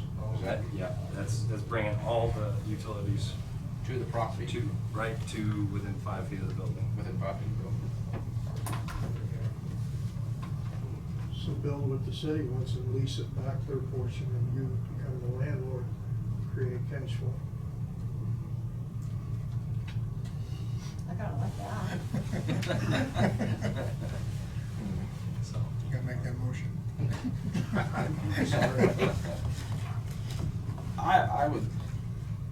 I'd be willing to do that, I guess, but Travis, I wanna thank you for putting your work into this other building, and I'd be willing to pursue that too. I mean, I'm game either way. I just wanna get something accomplished. We're here to run our business and to help work with this communities. I appreciate Marion has did nothing but thank us for doing what we did for them. And I thought it was good enough for everybody, so that's where I got that. I'd make that motion. We'll see where it goes. What, I'm sorry, could you Hang on a please second. tell me? Hang on a second. Okay, good. I will make a motion. Thank you. That the city of Hillsborough provide piece of ground for a 40-year lease, 40-year lease renewable, of size enough, big enough size for a 40 by 80 with parking for employees and things around the building. We put back $125,000 out of this year's budget, and then come up with $150,000 out of next year's budget, be 2021, and we put a building up in 2021 for the Hillsborough ambulance station. Second. any other discussion? How big's your building out here? I know Probably the 40 Bay Area. 40 by 60, right? It's Two probably floors? close, I think the Bay Close. Area's right at 40. So, Yeah, it's close. So this would be a bigger building. Yes. Yeah, Okay, we'd that's be to fine. one level. but it keeps it on one level. Yeah. And you could always Okay. use the mezzanine area for. I just need to Sure. show some Some- visual, you know. Yep. So the problem that I have with it, he's already told us that he can't put that kind of money back next year. So we're gonna make a motion and we're gonna go into something that we've already been told, that he has other expenses coming up, that it might be unrealistic to think that we're gonna put that much money back next year. And we all know that. Okay, just so long as we all know that. It doesn't mean we can't try. No, but we're using a building now that we can afford. We're- I mean, we're giving up what we know we can afford today and what we can make work for us today. We're giving that up on a pipe dream or hope or whatever.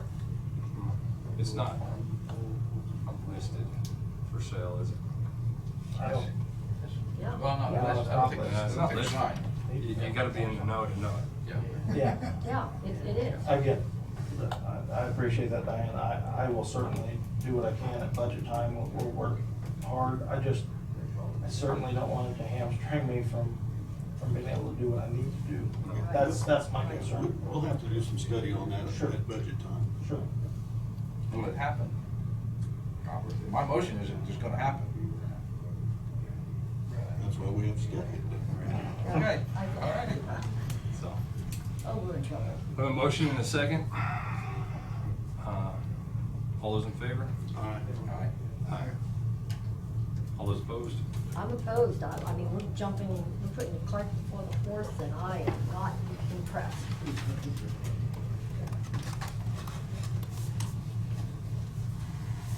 Anything else? You got any bids on four-wheel drive ambulances? Yeah. There was one in the parking lot the other day.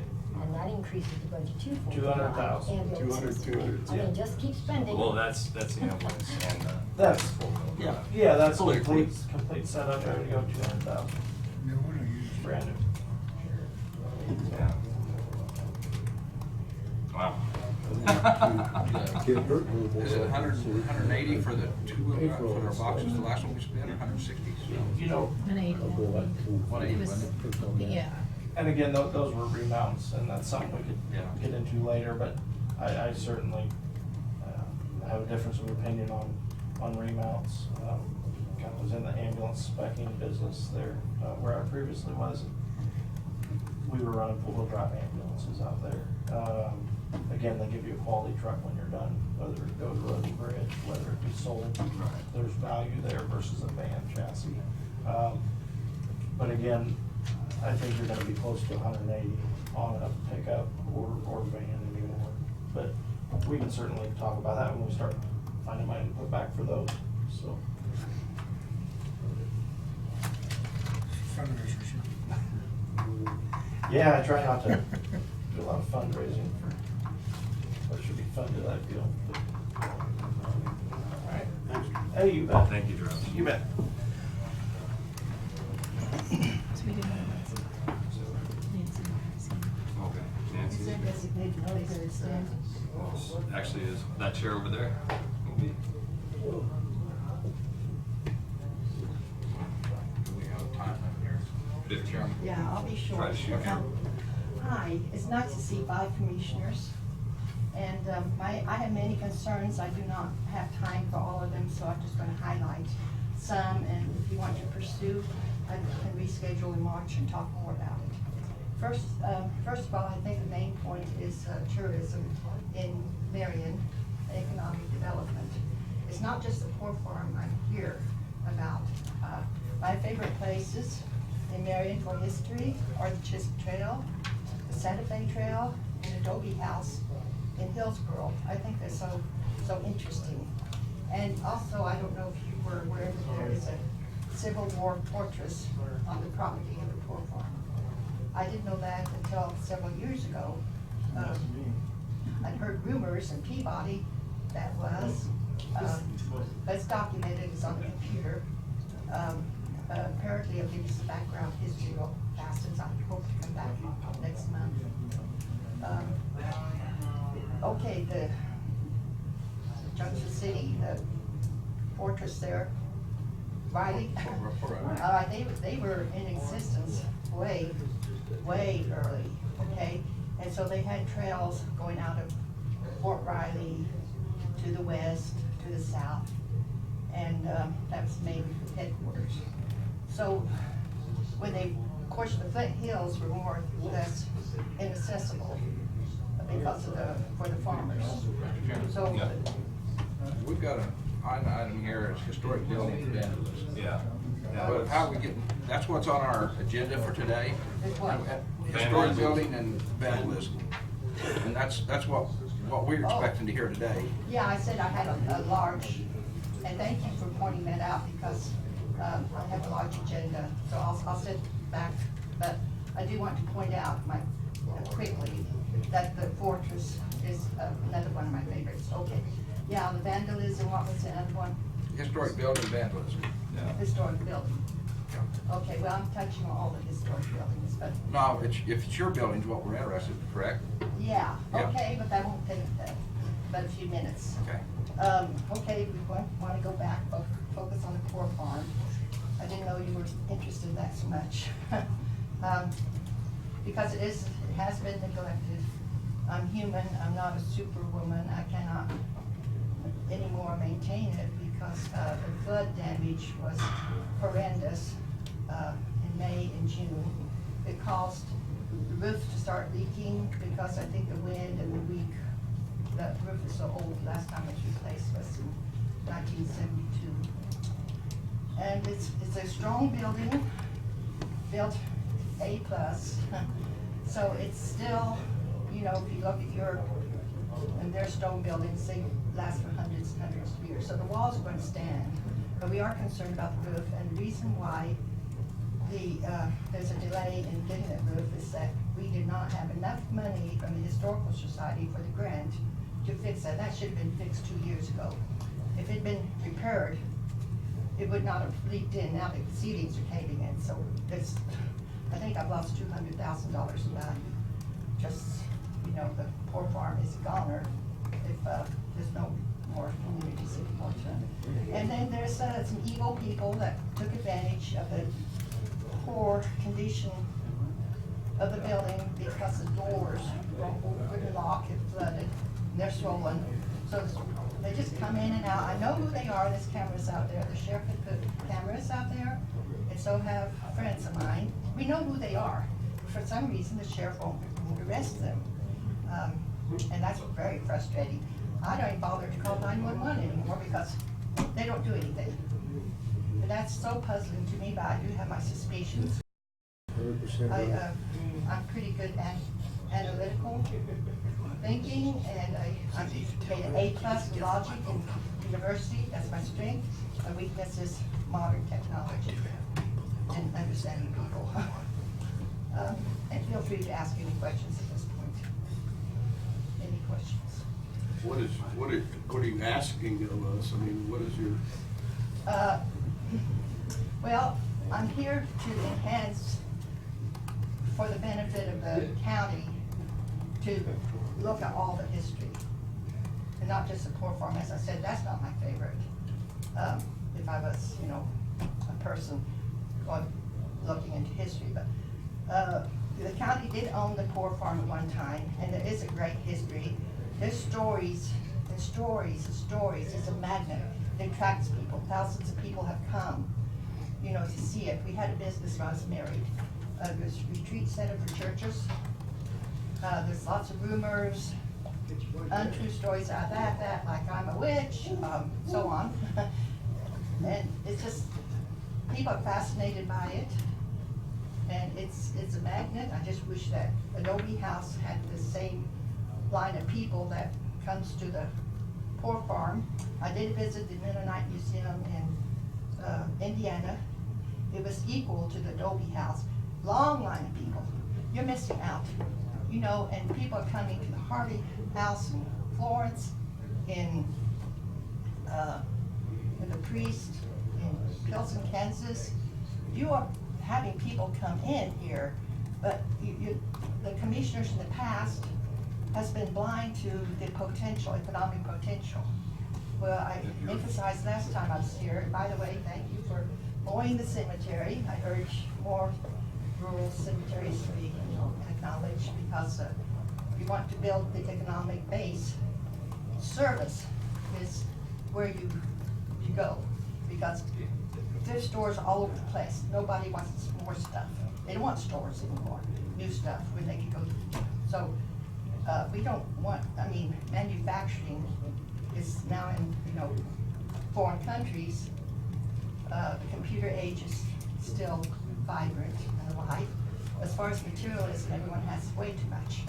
So I think that they were on the wrong track to, you know, emphasize getting businesses here. I think service is tourism. So the things that were, back to vandalism, things that were taken was anything that could be salvageable for money on the internet. And they stole a lot of vintage items. I was having a museum, they stole things that belonged to the poor farm, you know, that cannot be replaced. And that's sad. I want to say whoever, I know who did it, and I've had people come to me and tell me so-and-so has been going into that building. And I tell the deputies, nothing happens. And it's so frustrating, because all of the other sheriffs prior to this was very interested in protecting that site. Do you have any questions? I know I'm jumping around, but it's all centered around tourism. But you're addressing us that the sheriff isn't doing what you. He's inadequate. Okay. The articles in the paper is true. We just. I would certainly second to the Well, we It's- need to be respectful in here, but, yeah, everybody has a right to their opinion, but, well, thanks for making us aware of it. I think the fire chiefs are here, so we're. Yeah, and when I don't even call 911 because it's a waste of my time. I stopped calling them 6 months ago because there's been little vandalism all along. I mean, you know, here and there, but this was pretty major. You still are a resident there? Part-time, yes. Part-time, okay. Somehow it got on the abandoned list and on the computer, and I want to take that off, but I don't know how. No, as long as I pay the taxes and go out there as much as I can, which I did this summer because the roads were bad, and I also lost my car keys. So it was an experience of just being a victim of powers, you know, dark powers. And, you know, to steal from the poor is, what's the word, despicable. And to steal steal from a downtrodden place and a historical place. It's despicable. It offends society and God. That is to me a major crime. And then I feel discriminated against by not only the sheriff's department. Apparently they don't respect me or the place, but a lot of other people don't either. And in the past, I think with the 5 commissioners, that's great. But in the past, I know that, they didn't acknowledge tourism or potential tourism or the poor farm. I know it has a stigma. I know that it's still a magnet. And I don't want it to be because I like my privacy. And I don't like there being cameras out there because then I'm all, and I like to wear old clothes because I work out there. I enjoy the work. In fact, I just want some of it. Those years I spent out there when the weather was nice was paradise. I was very happy there because it's just a calm, peaceful, kind place. And stone buildings are spatial. I shudder when they, explode or implode a stone building because they're irreplaceable. The art is gone. Plus, it's so scenic and make the, county so beautiful. And I'm so sorry that Marion County in the past, didn't have the consciousness to save the stone schools and other buildings. So there's apathy, but the poor farm is gaining understanding and sympathy from outside Marion County. There are supporters. I'm not alone, but my supporters don't have the power that you have. So at least you're aware of my victimization due to not having any protection. I don't want to offend the law officers like Rosina's Hotel did in Harper, Kansas. She was so mad at the law officers, they wouldn't even protect her anymore. So I don't want that to happen to me. That can't happen. It won't. Okay, thank you. Is my time up? Yep. Okay. Been nice sharing this. Thank you. I forgot my notes, so it had to just come out of my head without my notes, so that's why I was kind of disorganized. But thanks for listening. Thank you. Fire chief's out there. Yes. You take one of those, pass it. I don't think I got this in your packet. And I apologize.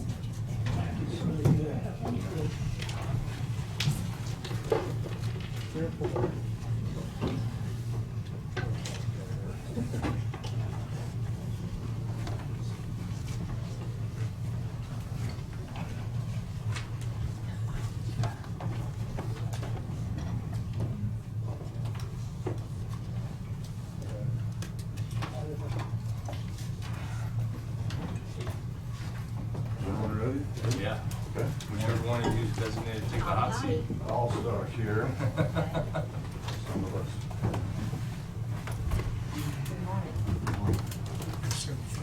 Yeah, you're lucky me, eh?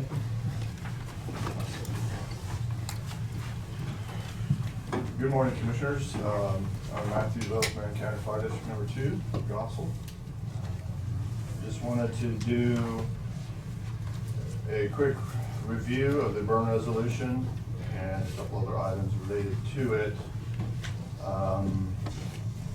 You all have this information packets? Yeah. Okay, I'll just go through the letter here real quick. I'm here on behalf of the Marion County Fire Chiefs Association. For the newer commissioners, a little bit of history here. In the past, before each Monday commissioners meeting, a frantic effort would be made to call each fire chief and get an idea from them on whether or not a burn ban should be in effect for the next week. The fire chiefs felt, and the commissioners felt too, this was a disorganized, kind of unscientific based approach to creating a burn ban, which caused frustrations from the public, dispatch, commissioners, and the chiefs. So several years ago, with the permission of the commissioners, a small working group was formed from within the County Fire Chiefs Association to address this problem. This group met 5 times and took input and guidance from members of the public, which we highly encouraged. and other outside county sources with burn resolutions, and also the Kansas Forest Service had input. We came up with the resolution currently in place, which Tina, I believe, is all given you a copy of. This resolution was passed by the commissioners in December 2017 and is revisited every year by the County Chiefs Association. We've had meetings in the past for feedback from the public, and we continue and encourage any feedback from the public on the resolutions. A few quick highlights of the policy for the newer commissioners. Using the fire weather indices, which I will refer back to this page here. Using the fire weather indices, the resolution allows burning in the high to low range. Dispatch has a website that has the updated indice on it on a daily record that they use when people call in to report a controlled burn. So basically, if I want to call in a controlled burn, I call into dispatch, they pull up the website, they check this. If it's high or below, they're good to burn. And this sheet takes in some very scientific, borderline boring information down there. If you're a fire nerd, feel free to look over it. The new resolution also gave the emergency management director the power to impose a temporary burn ban in the county, and he is to notify the commissioners as soon as possible. We wanted to give him sometimes, and we're hoping sometimes, he has the bigger picture of the whole county in mind, whereas if we're concentrated just on our little corner of Marion County Fire District, if he sees something he doesn't like, and he is to notify the commissioners as soon as possible, so you guys are not left in the dark if he does something like that. Another highlight, we added in this resolution, the fire chief may impose a temporary burn ban in their district only in a state of immediate emergency. An example of this, and what we have dealt with in the past, is when we're fighting a fire and we get paged out for another fire, and the first fire is not out yet. The fire departments, of course, have limited resources. This section of the resolution gives the fire chief the ability to impose a short burn ban until he can get the multiple fires in his district under control. We really hope to never use that as fire chiefs, but about 3 years ago, at one time, Gospel had 3 fires going. And that's just pretty chaotic and an extreme stretch on the resources. And most importantly, the county commission still has the ultimate authority to set or lift a burn ban. So the buck stops with you guys.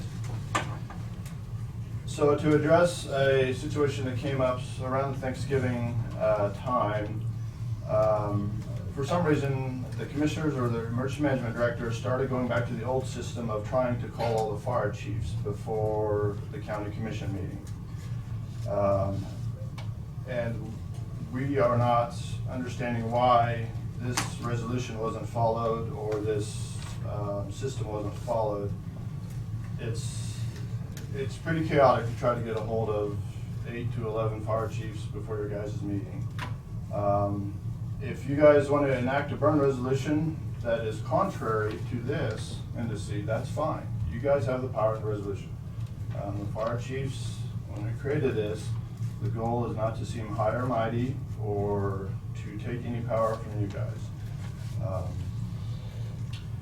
We suggest as fire chiefs that if you guys do set a burn ban that is contrary to the fire weather indice, just some questions that you guys consider, you guys ask yourselves. Are media reports of local large fires really accurate? Are there things done wrong by departments in other counties that may have allowed a fire to grow large and out of control? Are some parts of the county wet and some parts dry? We have a very large county, as you guys know. The longer a burn ban is in place, the more the fuel load piles up, and then when burning is allowed again, everything kind of goes nuts. Everybody wants to burn. And another consideration for you guys to take into effect is there CRP or other important burning dates approaching. At your leisure, the county fire chiefs invite the commissioners to read through the entire policy. And feel free to ask or challenge the chiefs on anything in it. We are very, very open and very willing for discussion about any part of the resolution if you feel it needs to be changed. Like I said earlier, we review it on an annual basis and always invite the public. We've had public meetings in the past. We fully support and recognize that prescribed burning is an essential tool for the landowners in this county. And that is a very, very key point, both being in the ag business myself and as a fire chief. So that's my quick and dirty review of the burn resolution. Yeah, if there's any questions, comments, I'm very open to them. I may take a few notes here. Recommending any changes to the resolution? Not at this time, actually had some pretty good comments, public comments actually, about, from the eastern side of the county, about the ranges we can burn in. So a lot of counties don't even allow burning in a high range, which we do.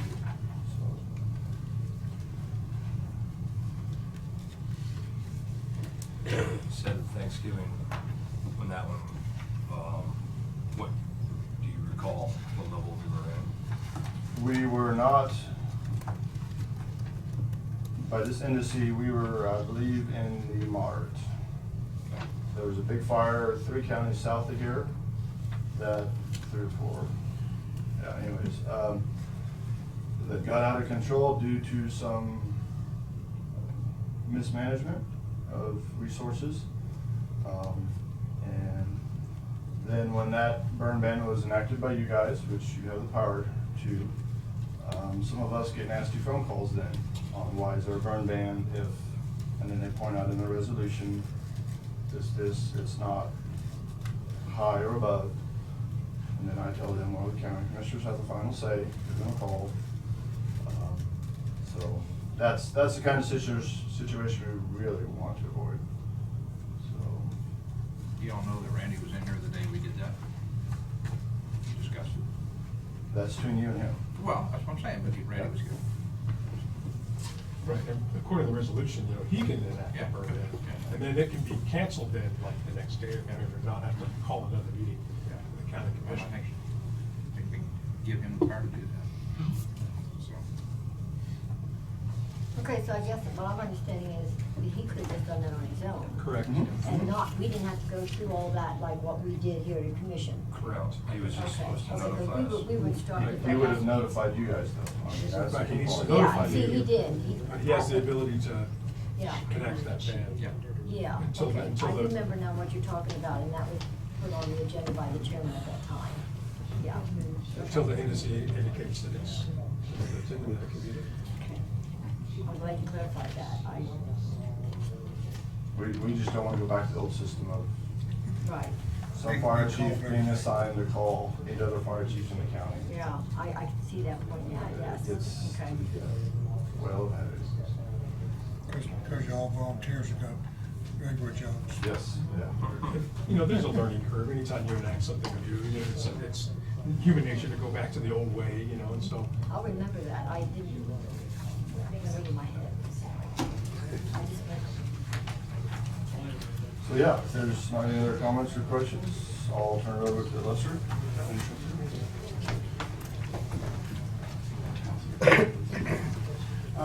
Commissioners, good morning. Lester Kaiser, Marion County Fire District 5. Basically want to give you an update on the radio situations and some of the problems we're still having.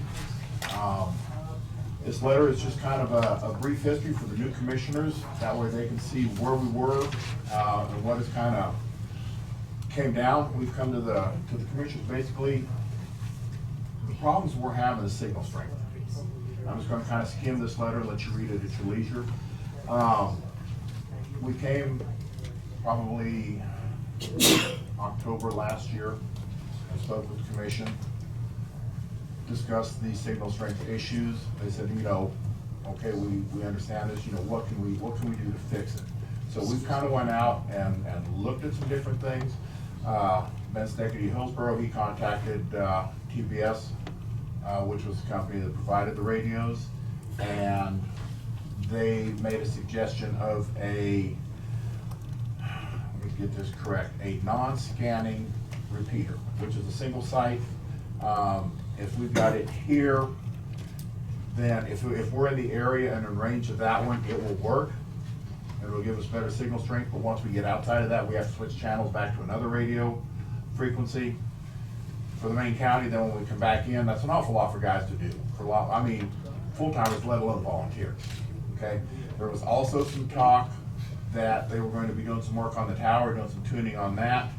That has been accomplished, and that has not helped the signal strength up in our area any at all.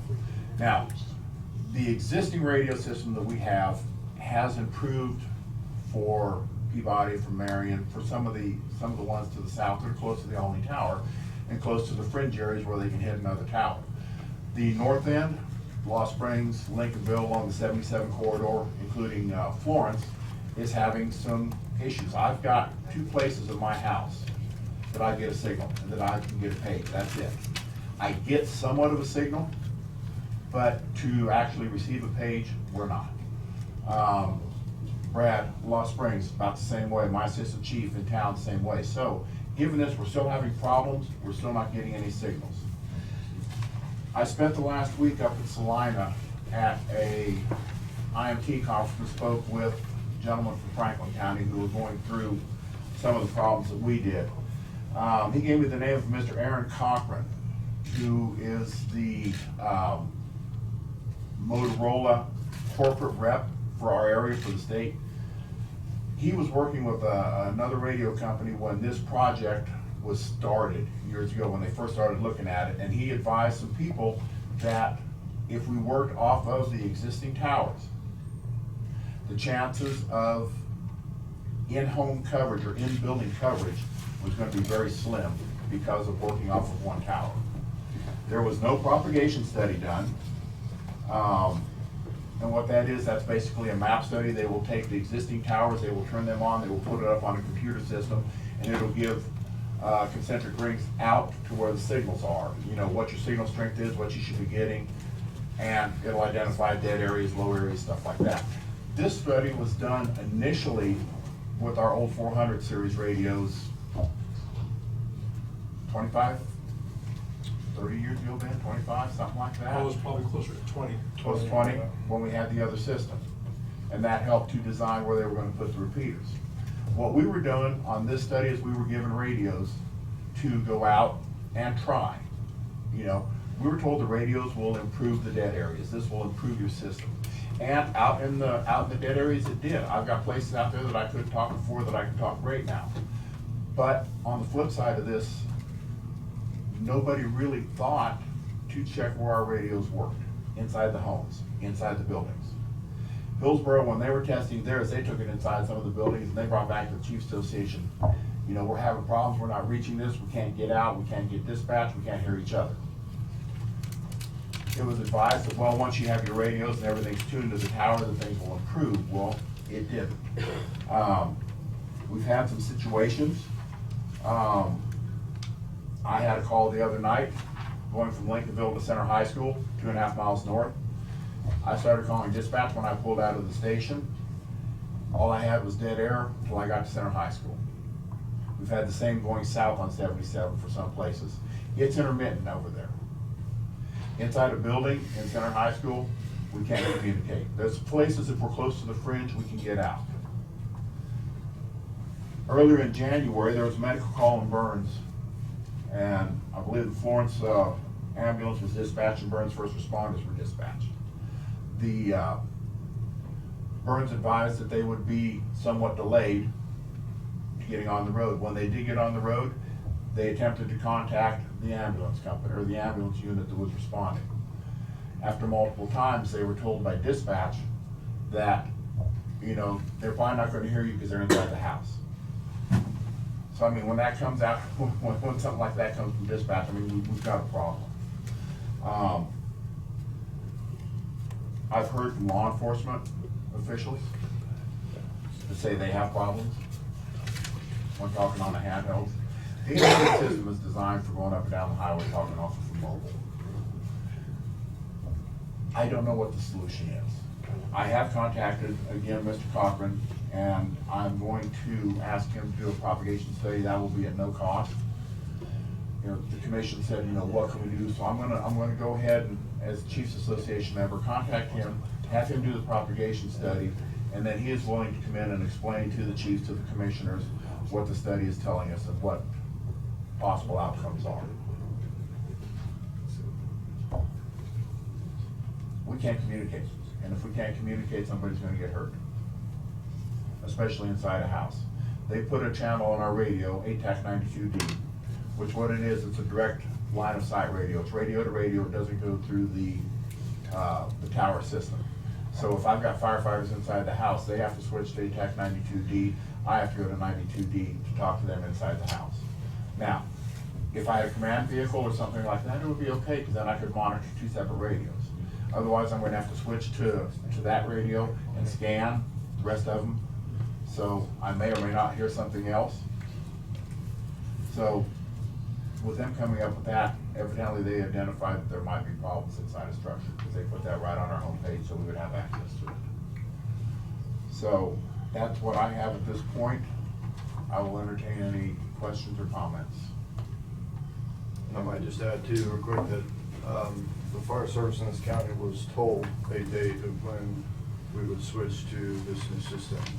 We were not in charge of switching to this system ourselves. We were not in charge of any of the research to switch to this new system. So you're kind of stuck with what you got, Yes, ma'am. and it's just kind of not working.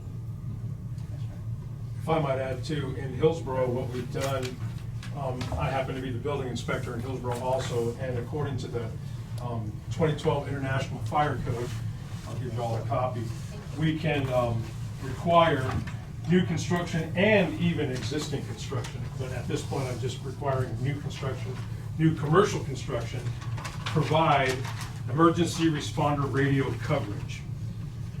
And what that could entail a system to where inside the building, it's a repeater or a bidirectional antenna. You know, there's a whole list of techniques and devices you can use to get that radio responder coverage in the building. Right now, the first building that's the commercial structure that's being built is the Tabor Welcome Center. And so what we're doing is when I issued the permit, I told them that this was going to be a requirement.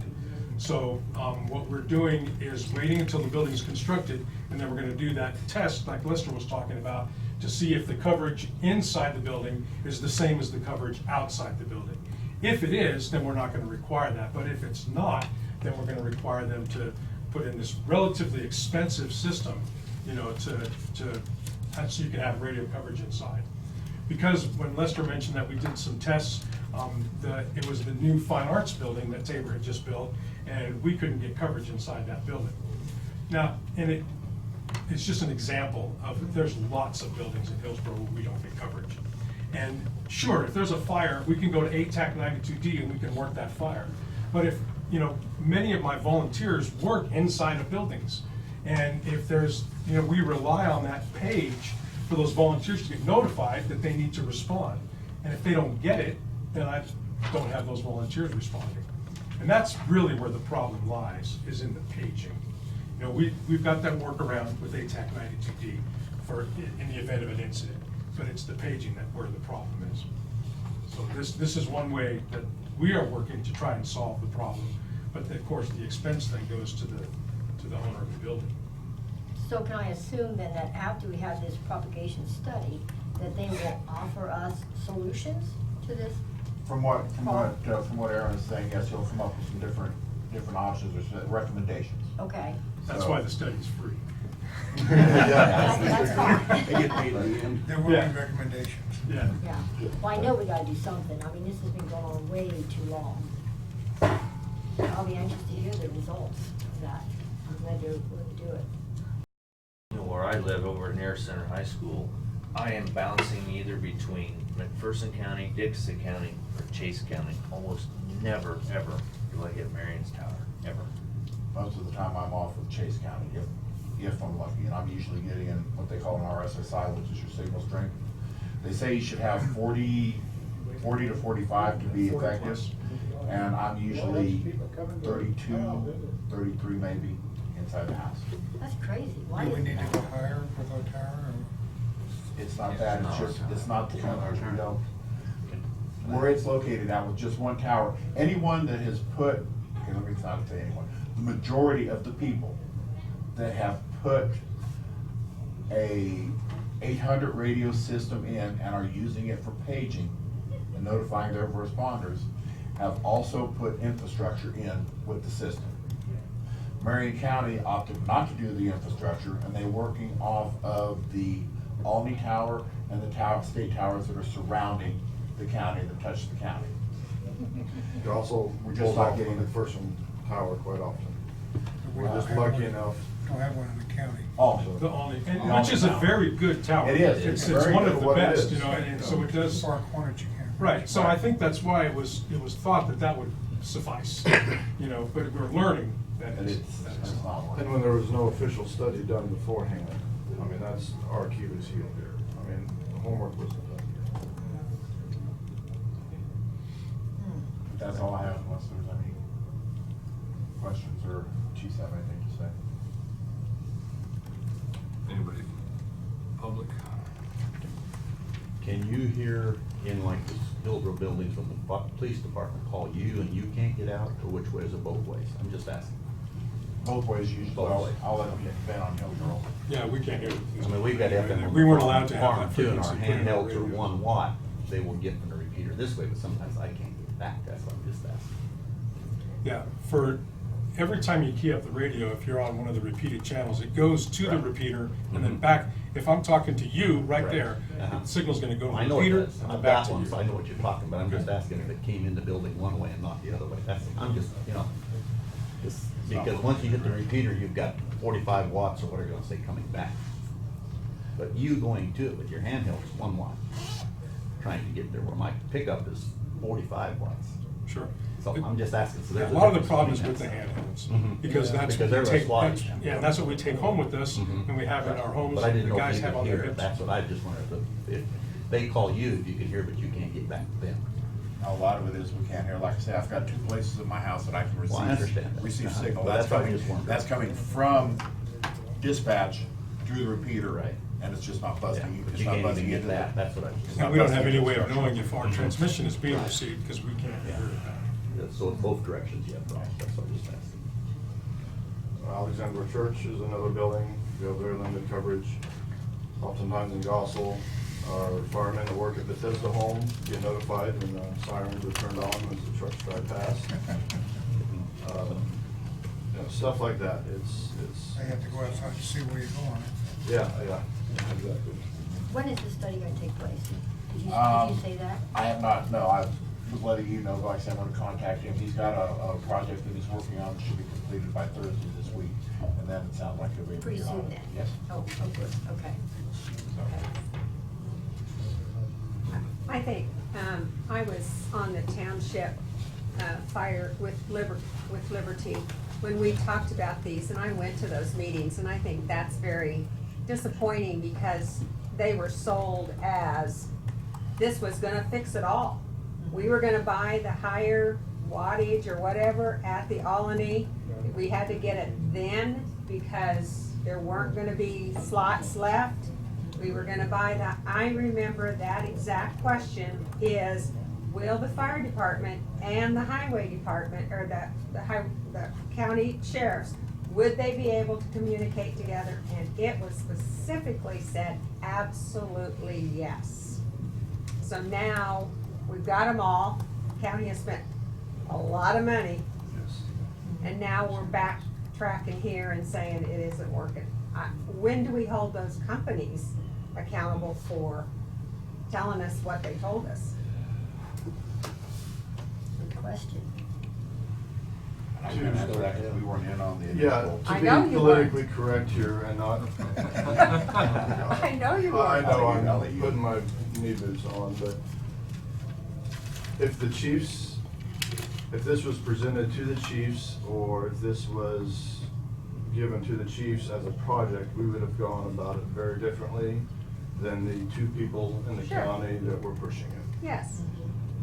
Right. That's, I'm not naming names, I'm just saying it would have been done differently, we would have done our homework. Right, so, I'm sorry to Yeah. you guys, Yeah. but I just am, I'm sorry to the county also, Yes. because we were sold, It's your guys' tax money.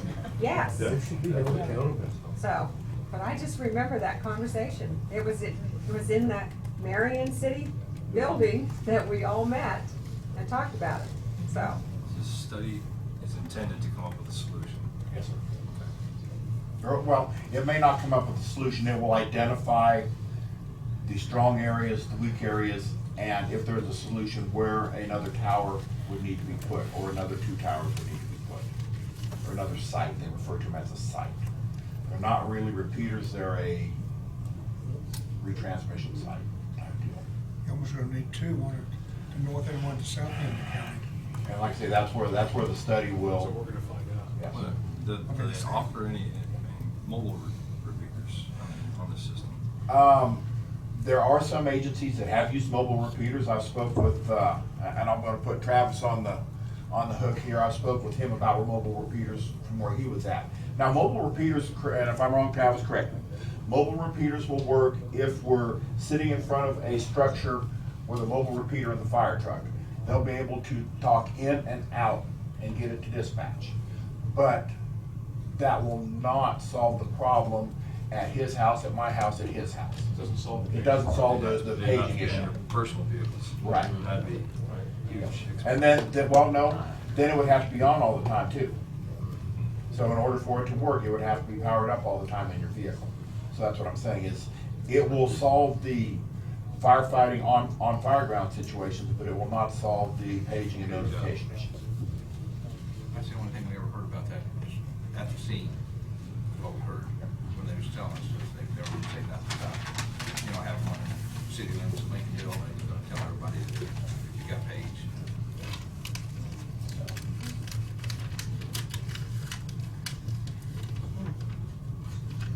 And yet, we still do want to thank you guys for The working funding, with us. yes. Yeah, for working with us and for the funding of the handheld radios. Thanks for everything that you have. Yeah, Yeah. the history here for, This commission's been great. the 2 new Yeah. commissioners know this, but Thanks. yeah. Go ahead. Okay, yeah. So basically, the brand was decided for us, and it's the high dollar brand radio. And then the bill for the radios, for the system, these handheld radios, and for the mobile units in our trucks, were handed down to each fire district. We were told this is what we were paid. And we have very limited resources on these fire districts. And we didn't have, I think we had maybe a 1.5, 2 years notice of the bill. I think Gossel's was close to 40,000. Don't quote me on that, but the commissioners stepped up and paid for some of that cost, and we really appreciate that. They got a USDA grant, Tina worked towards that. She did a very excellent job on that. And then commissioners came through with additional funding. May I share from the city of Marion, we echo the same situation. Our Motorola handhelds, I've got firefighters that cannot hear inside of their home. For our law enforcement, we did go with a different provider that uses the infrastructure that exists for Motorola. We do not experience similar problems from this other provider. Leave that one alone. Just sharing an insight. Either one of you guys from Colfax Fire Department? Colfax will be remote. You were on it? Yes, sir. Okay. I just looking at the budget here, and I see they both have quite a bit of cash in their district. I just wonder if they're on a project of buying a truck or something. Didn't know whether you guys knew. Not real sure. There was some discussion, but I have no detail. Understand knowledge. If you need any information, we're also building a truck right now. But we're putting another part of it together also, so. Well, I sure appreciate all your services. I'm sorry about all the hindrances that you have, but I'm certainly willing to ready to hear the results of this test and see what we can do to get the problem fixed. Right, finally. Good. Be nice to hear options. Travis. I do have one thing that I would add, and hopefully you guys can pass on to your firemen. I have noticed with the lapel mic on the Motorola, I've carried 4 different Motorola radios in my career. I don't have anything against Motorola, but I have found with my radio, when I put a lapel mic on, my signal strength goes from 68 to 38. These things do pull a lot of juice. I'm actually looking at some options. They're fairly affordable, a lapel mic is, but looking at some options of different manufacturers that would work with the Motorola radio that don't pull as much juice. I do lose signal strength, like I said, the radio in the office. So if you can pass that along, I know lapel mics, I've worn one a long time and I don't want to give it up, but that may be something temporarily that you would have to do in your house. I went to Bluetooth, and I'm experimenting with Bluetooth. I've noticed a little bit, but not, I'm not losing as much as a lapel. Yeah, like I said, still- I just did it in my office with 2 different radios and swapped them around, and that's certainly where I'm losing signal strength, so. I'm Yeah, very used to lapel. We don't use any lapel mics on the department. We can't handle that loss like we're talking about. Sure. We done nothing.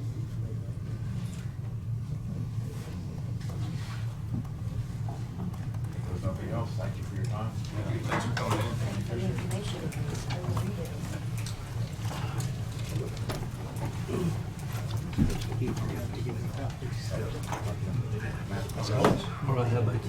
I'm good. Good.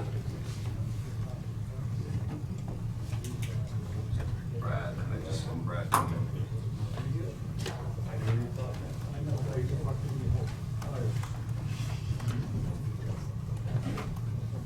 Brad's here. Yeah.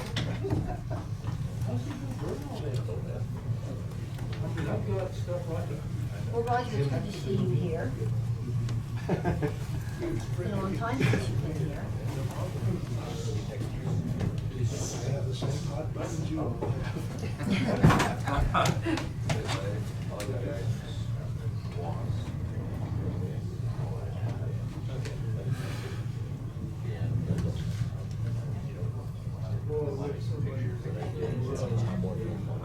Yeah, morning, Brad. Well, we need to have an exec. We do, unfortunately. All right. We potential litigation. So, move that we recess into executive session in order to discuss item number 2, consultation with our attorney-client privilege, potential litigation pursuant to KSA 75-4319B with Brad, the commission, or This takes us longer than we think, about 15 minutes. 15 minutes. Got a second by Kenny. Any discussion? All those in favor? Aye. 5-0. Yeah, write that one.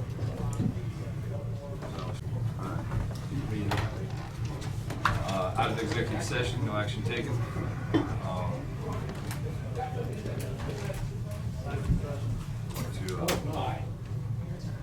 I'll ask Bryce to take a seat.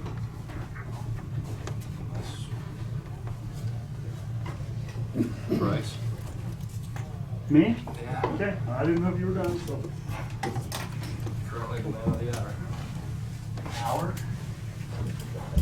All right, first thing I have for you is 2 salary changes that need to be signed off on.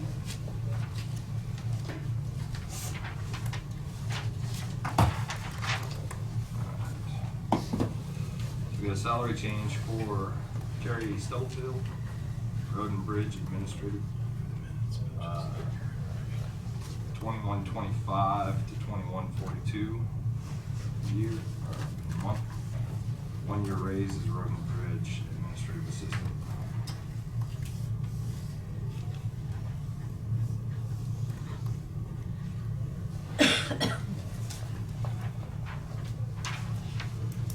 And we've got a salary change for Gina Hardy, special bridge, from 2290 to 2310. One.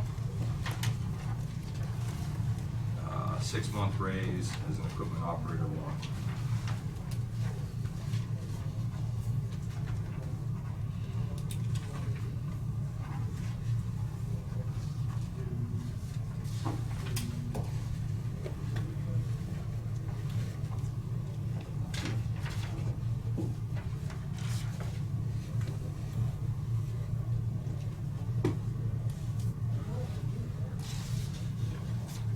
Is that the standard wage price for your equipment operator one, $22, $20, $21 for your equipment operator ones? Most all of them make that kind of? That's a No, month. that's a month. A month, I meant to say, I'm sorry. Is that pretty much the standard? That's based on the pay plan, as far as I know.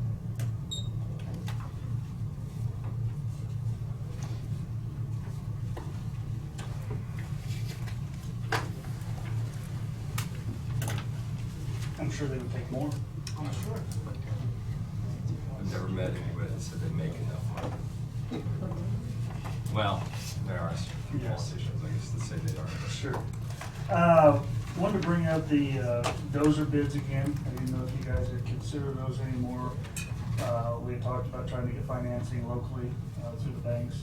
I was just curious because they had a 30-day hold on the price, and if we waited till next Tuesday, we would be out of that time frame. So they would have to rebid it. So obviously, I'm guessing things would go up because they would go to 2020 with all their stuff, so. You had those in your packets again last week, but I Right. didn't put them in this week, but I can pull them up. If you wanna see them, I can give it to you there, but, the low bid was $147,188.95 from CAP, yeah. Yep. So, I did talk to him, said if we committed to say yes, that, we wouldn't take it or whatever else until we got the financing straightened out, but that was, basically okay that we did want it, and we'll work out the financing, but again, that's totally up to you. Bryce, my understanding, you didn't understand that we go through our banks. Yeah, right. That's why did you do a contract through them or something? I just had them submit that, what it would be, Okay. but I mean, yeah, if we wanna go locally, that I totally understand. I think it's the commission's consensus that we want to do those. Okay, which like I said, at the time, but he said if we would just commit to the purchase, then we could, that way it just takes it off their books and then we can worry about the finances, so. And where you at this, I mean, in your budgets, what on your equipment budget this year? Well, I don't think we bought anything out this year in the equipment budget. The forklift that went in last year. Yeah, okay. But what I'm getting at is, do you want us to finance it and put it on the budget? Or are you looking at taking X amount out of your budget this year and finance a small amount, or? I can do whatever you want. My thought was going out with a 5-year lease is to spread it out over 5 years. Was that what they Yes, put out? that's what I asked him for. What did come back at it? CAD had 2 options. Well, but the financing, I mean, you just need to look at the purchase price, because the I'm just financing asking would what be. they come back at. That's all I'm asking. I'm not going nowhere else, just asking. Okay. Yeah. They had 2 things, no cash with order, made a annual payment of $31,346.85, and if we put $15,000 down, it'd be $26,664.60. What rate of interest? 3.1. 3.1. 31 what per year for 5 years? 31,346.85. Okay. And 26,654.60. 15,000 is a little bit of cash. Oh, you're just.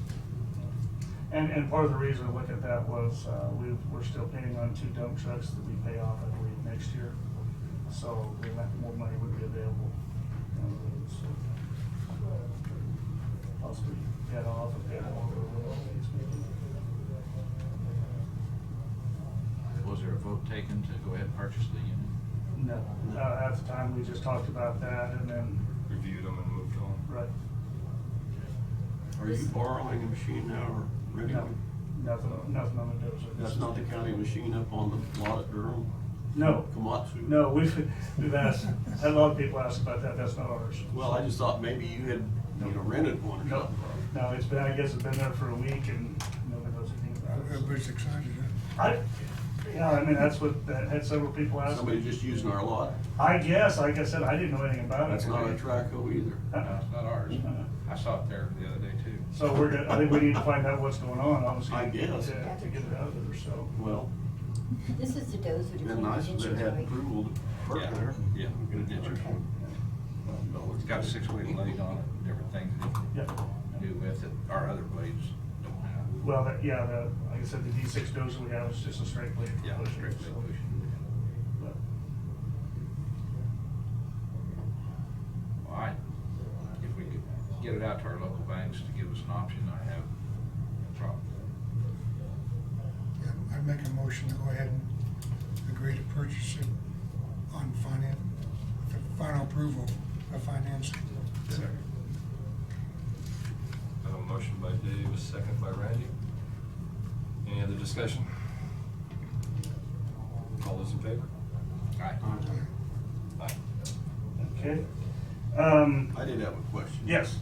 We were asked by one of the taxpayers in the county to look at, that we ought to look at a box blade for leveling behind when they're dumping rock. Okay. And I did go and look at it, and they do a really nice job. Right. I mean, And that, just behind dumping rock on trailers then? well, I suppose it could be used for a lot of other stuff. I would guess, but I don't know. Yeah, it's like anything else. I mean, it's basically a land leveler. I mean, you're talking 10, 12 foot wide. The biggest, I mean, I say the biggest downfall is the fact is we still have to have a tractor out there, whether it's a tractor or a motor grader doing the same thing. I was just thinking, if we were working big stretches of road or something, and you wouldn't have to pull a maintainer off to go out and Yeah. level that. I mean, it's It's just a thought. Yeah, I something I to told look him at, I'd bring it up. Yeah, like I said, that's the one thing is we just have to, instead of having a motor grader out there, we'd have to have a tractor Right. blade, so. Yeah, I mean, it would have to be on a project, Sure. I guess, where you're doing more than, Yeah, he just brought it. sure. No, I understand. It's a pretty simple device as far as that goes, Right. you know, so. Yeah, handy on the farm. Yeah. So, but, I mean, I can check into one if you want me to, that's, Well, I mean, only if it's something that we'd be using all the time. well, that's the whole thing, is it's like anything else when what piece of equipment should you put out there to take care of? One, they are nice as far as leveling things out, but they don't move, material from side to side either. No. It's just basically a straight thing. I mean, you can actually get them that are angled, but then they basically become a motor grader, you know, so. Well, we just know, sometimes when they're spreading rock, if they can't get a maintainer out there, all of a sudden you got. Well, yeah, and obviously that's what I said before, for wherever we're dumping rock, we always have to worry about that. If somebody comes along and hits a 6-8 inch pile of rock and whether they bottom out or whatever else, so. But yeah, I mean, they're like anything else, they move material around and they level up, so. One thing, I don't know, I've heard many years, more mowers, and we've talked about that a little bit here. Do you have any plans for? Matter of fact, I'm checking into things right now. We got rid of one of the Tiger rotary, 22 years old, and we were spending more money to fix it than we were using it. We still have the John Deere rotary. I've checked into, got a bunch of information on the flail motors that we kind of talked about last year. I don't know, I think we talked about before you guys got here. Got a lot of information on them. Both of those I'm looking at getting PTO mounted. So therefore, it does not tie up one tractor per se to put the boom mower on there. You can hook them up on any tractor you got, and they'll either mow or they'll put the boom mower on, and both of them are PTO mounted. So, That brings up a different, I know the box blade, when the discussion there, but do you see any potential of having a boom mower and a box blade and running down the roads? I mean, getting a dual purpose out of something. Well, yeah, that's what I'm saying. If I don't tie up a tractor with having a dedicated boom mower, then that frees up. And the other thing is, I was looking, the next thing I was gonna talk about was actually a Roam disc, because I finally found one on Purple Wave again. It's the second one I've seen in like 6-8 months, but that's something else that we can use to rework roads and everything else. I mean, it's just a matter of which way you wanna go to try to rework roads, but that was my thought was, you know, like I said, with the 3-point mowers, that you don't tie up, you know, if you need the mower or the tractor for something else, you unhook that and go use it and come back, and so it allows us to use our tractors a little bit more useful, because honestly, if we're not mowing with the John Deere, it just sits there, because that's about all it can really do. It's not big enough basically to haul everything else or pull things. But anyway, yeah, I'm just in the process of getting some information on those. And so Perhaps we grow for long. I know. well, yeah, and honestly, we had a bunch of issues last year with stuff growing, and with the batwing mowers, we just can't get them on some of these roads that have, they have windrows or whatever else is, because you're pulling that batwing right behind there, so all you're doing is just grinding up the gravel and everything behind you. So they do work out well, like on Indigo and places where you have some room to work with them. But yeah, I'm gonna get some more information on that. So, and I did bring up that the Roam disc. I think it would be very, very beneficial for us to reworking some of these roads if we were to go in and wet down that material and disc it up, and then be able to use more of that material, because typically if we don't, we end up putting more material on top of it. If we can break it up, maybe salvage a little bit more of that, use it more beneficially. I've looked at several discs and everything else around, and none of them have been Roam. I saw some used ones down in Georgia for $13,000, but it'd take me $10,000 to get it back, with trucking and over with. But for those of you who don't know what a Roam disc is, it's basically it's an industrial strength disc that has a bigger dimension in between the disc blades. You can work it on anything, especially if you got some real wet clay soil. You go across there and you can really break it up and make better compaction and everything else for it. So I've seen that one that's coming up, and just let you know. We do have one? Do we have one, or is that just a trial out here that we tried? That's a one-way. That's a one-way. Yeah, and that is basically just for pulling up the shoulders and stuff like that. This disc is a very heavy 10-foot wide disc. And if you've ever seen them build roads, they run up and down there breaking up the soils and stuff like that. I can bring it lets, their bid's next to 20th, so it'll be a week from Thursday, so if you want to, I can bring in pictures and show you what it's like. It doesn't have those round blades on it, it's got like scissors. Well, these actually have the round blades. You can actually get them where they've got the whatever else. But like I said, it's definitely heavy duty, and if I get some of these other smaller discs, I don't think they'll last very long. And so, but anyway, we can get back to that next week. Found out from KDOT that we've got $121,863 in federal funds for the exchange. And at 90% of that would be $109,677.19. So we'll have to get our tickets and stuff like that to get that reimbursed. That's in 2019 or 2020? This is 2020. And we have to have in by end of September, either the 15th or the 30th, September 15th. So that would give us that money to put towards things. But Didn't we used to use that on bridges? I don't know. Last year we used it on chip seal material. Some invoices from all of them. So, but anyway, we have to submit invoices to them for payment. So, anyway, just an FYI more than anything else. I found out last week that the 290th and Nighthawk ready, so there are those culverts, was approved by the FHWA for a project. So they are going to go ahead and start processing that. So that means that we need to go back and get a design firm or whatever else based on their QPS, which I think is qualified something system that they have. Basically, they go out and submit to consultants. I've already asked them whether we would allow to be design that ourselves, and also they said, well, you'd have to hire an inspection firm. So I said, well, if I'm a certified inspector, but main thing is that we've been authorized for that, so we'll have to turn in how it works out. We get plans to them and they'll run it through KDOT. We talked about before with going through KDOT and doing the full-blown survey and everything else, it was estimated like $150,000. So about 125 feet of east of Nighthawk on 290. 25 feet east. Yeah, it's two culverts going through the road that were flooded quite a bit, but the road has kind of got a little dip going across it now, so we definitely have some voids in there that we need to watch for. But being a federal secondary road, they have, that's what the FHWA kicks in, so it'd be an 80-20 split, so we don't have to pay 20% of it. So more information to follow on that, but I just let you know that it was approved. Are they culverts or are they box bridges or They're what? culverts right now. I think they're, I can't remember which ones they were, if they were the 4x5s or whether those were the 60-inch round. But anyway, as part of the design process, they'll go back and check the drainage area and stuff like that if they need to go bigger or whatever else. We don't anticipate going to a bridge length, which would be over 20 feet, because then that would kick us in the next category where now we'd have to go back and do an inspection on it. So, but anyway, I'll find out more information about that, so. Bridge inspections. We gotta do bridge inspections again in 2020.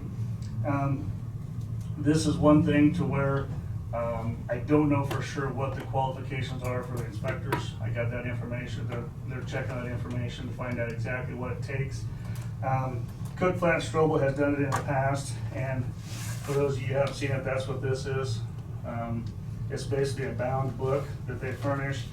Basically has every structure in there, sufficiency rating, maps, and then they also give us the maps at the end, both the off system as well as the on system bridges. They said for this year they would charge $80 a bridge, which honestly, I don't know if anybody could go out and do that any cheaper. By the time you go out and drive all over the county, do all the pictures, all the documentation, and put in this manual here. So for the 281 bridges, it would be $22,480. With that, I guess I would recommend that, I would like to recommend that we go with that price again, simply because with all the stuff that we've got going on, including the wind farm, I just don't know if I would get it done, assuming that I could go through and get all the training and stuff needed by that time. It's gonna be a tremendous, once they get all the information there, it all has to be put in this same system and everything else. It's gonna be a lot of time, and honestly, I don't, at $80 a piece, I just don't know how I can do it any less expensive. You don't have the computer program probably. Well, I mean, you're gonna have to basically make a computer program. All it is a spreadsheet, but I mean, you have to go back and put all that information in there. It's a data entry nightmare, as far as it goes. They already have the information, they've done it in the past. So, we don't have to have an agreement or vote or whatever else on it, but I just want to bring that to you that, if that's something that we want to work on, they can get started on it whenever we would get the contract for. I could also go out and find, other people that are qualified to do it or whatever else, because there is a data bank that would do that. If you want, I can try to get different prices, but like I said, even for that kind of money, I don't know how I could do that, so. But anyway, just leave that there for you. We went out for tire bids for both truck tires and motor grader tires. For the most part, all the way through, Rod's Tire was low bid. We kind of made the decision this year that we wanted to stick with domestic brands as far as drive tires, steer tires. We've had some issues in the past with the, if you want to say the imported or the off-brand stuff, they don't last as long, they chunk out, things like that. Being a safety issue, we didn't really want them. Tom had one blowout on his service truck driving down the road, and after scaring them, they almost ran off the road. It was quite a deal by the time they got stopped. So the other thing that we did, which I think will be extremely beneficial for us, is we went out with basically a 6-month price freeze, telling them that we're not going to order as many tires simply because we have to store all them. It just becomes storage issue that, we're gonna go every 6 months, or we're gonna hold the bid for 6 months, and then at the end of 6 months, we'll really reevaluate it. So, then we can figure out what to do. The tire dealer warehouse was the other one. They actually have a what they call Maxim road grader tire that is supposedly original equipment for Caterpillar motor graders.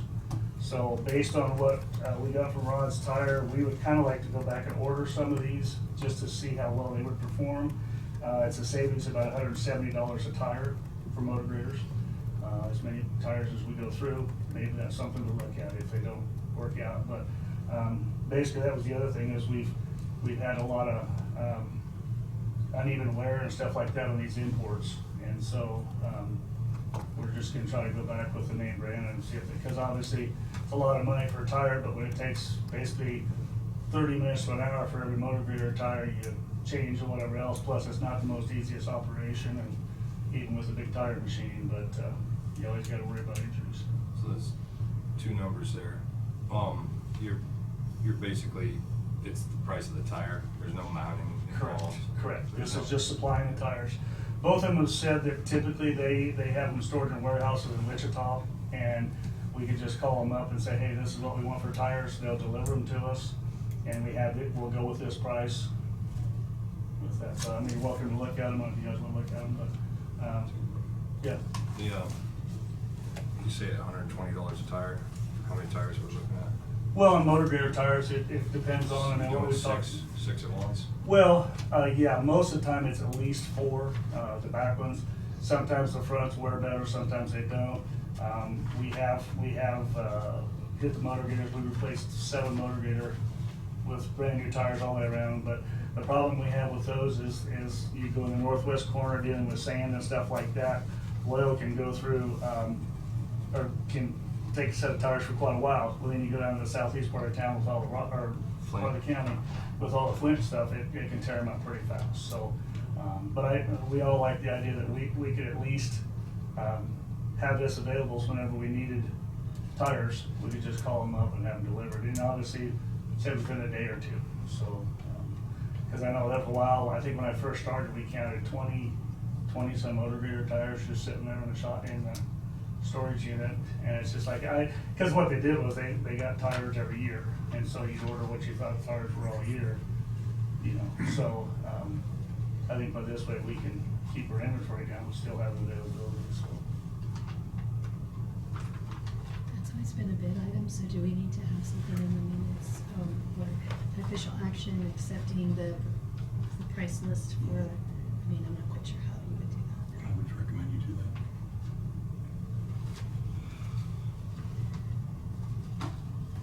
We're talking about making a motion to recommend, for bid pricing on tires.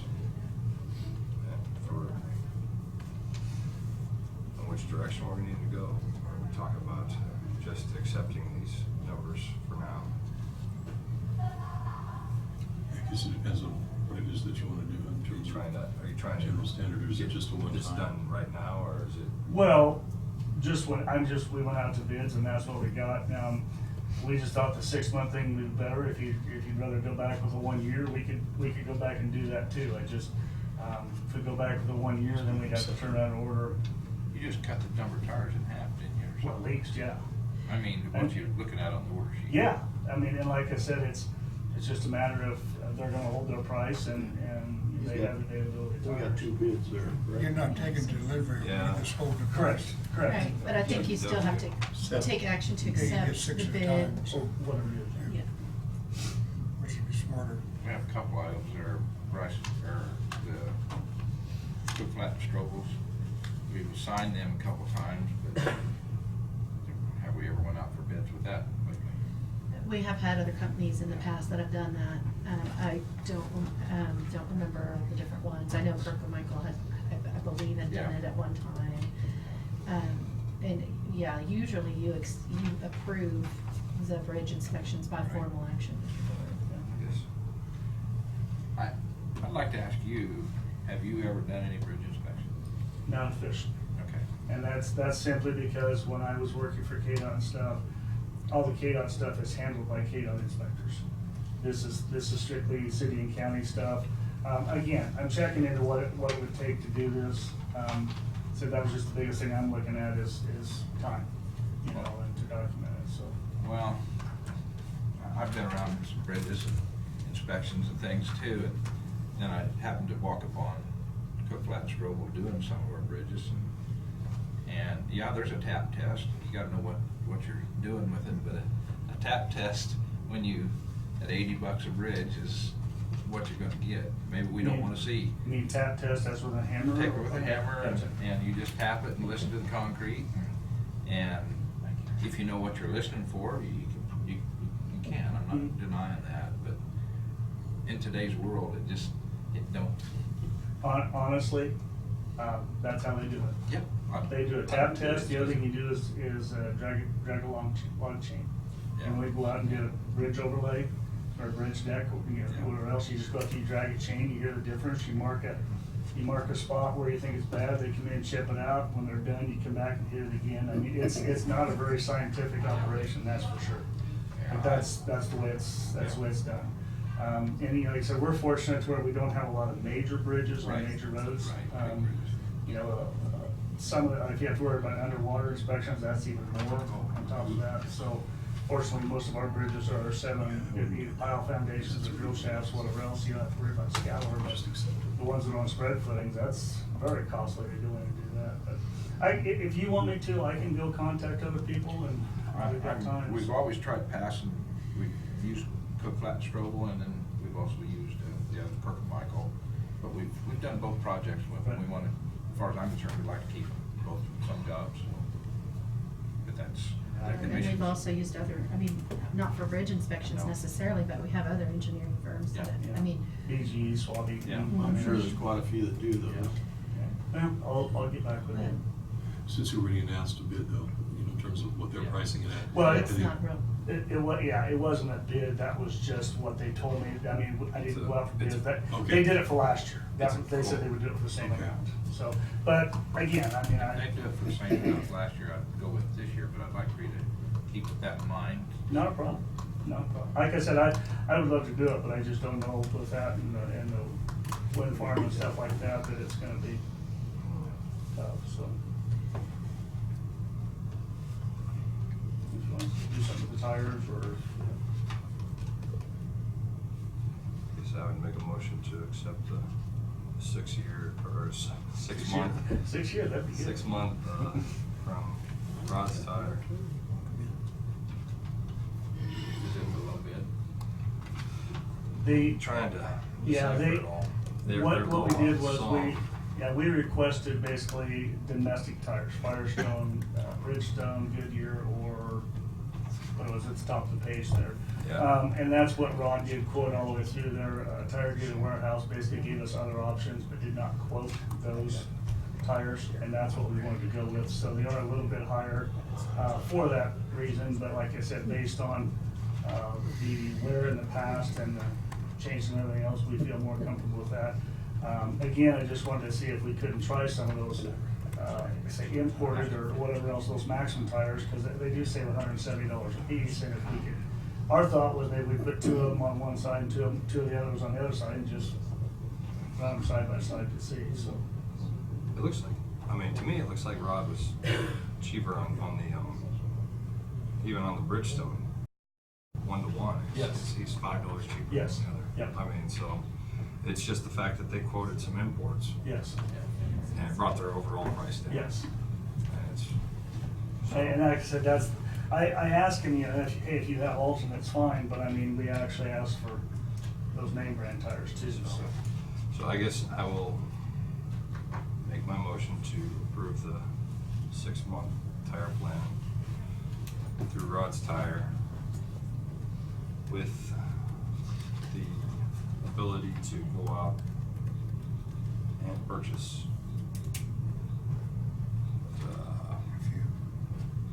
We'd ask 8. 8 of the max. Maxes from TDW.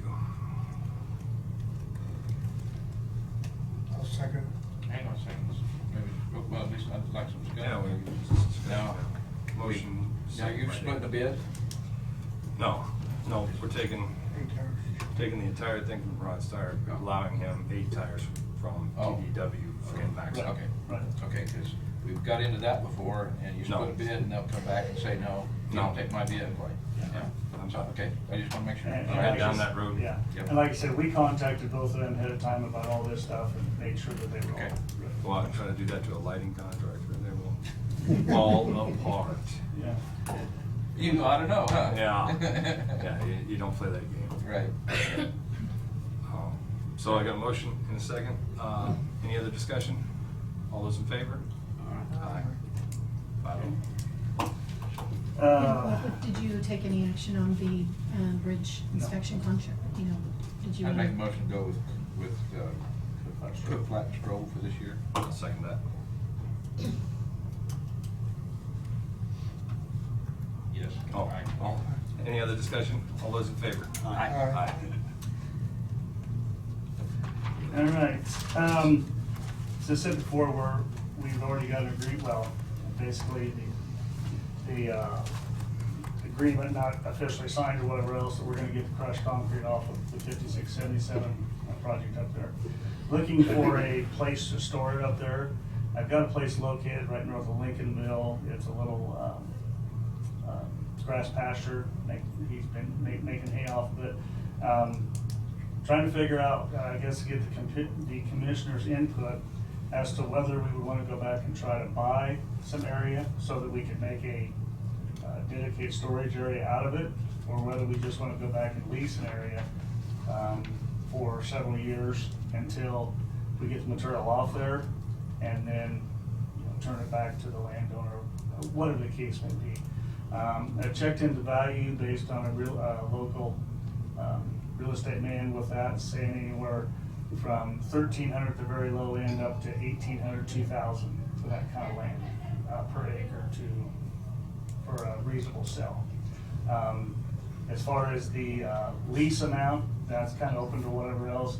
I talked to the gentleman and said if we lease it, we'd go in and strip the topsoil, put it off to the side, so that when we were done, we could go back and put the topsoil on there, and obviously that would be the big thing there. So he really didn't say either way. We're still thinking about it, but I heard that they were probably going to start, they're hoping to start mid-April, assuming the weather holds. So, and I didn't know, I mean, the other thing is if we buy it, we give him first chance to buy it back. I assume at the same amount, whatever the case may be, but anyway, just, you know, I know when it comes to, property, that's always been a, you know, interesting thing. If we buy it, then it takes it off the tax roll and stuff to that effect, but, if leasing's the way to go, any comments, suggestions? How many acres? I'm looking at about 6, about 300 feet wide and about 900 feet long or thereabouts. Just enough to go in there and do stockpiles, and then we would go in and crush the material and use it, and get it out of there. What I may say, if we buy the area, then we wouldn't have to get it out of there right away, but if we lease it, we'd have to set it up probably for, I'm guessing, probably 3 years, somewhere around there, because I'm assuming that if we're gonna get the stuff this year, the next contractor's gonna do the same thing. He's gonna get rid of it. He's gonna look for a place to get rid of it. It'd be right there too. We could always make it something in the provisions too, that if we didn't get that last piece, then we could shorten the lease or whatever the case may be. So refresh my memory, how much are we paying for that concrete or is that? Okay, but we're paying to have it crushed? Yes. What was that price? My original quote that just one guy gave me, that he actually crushed the material is up there for $7.50 a ton.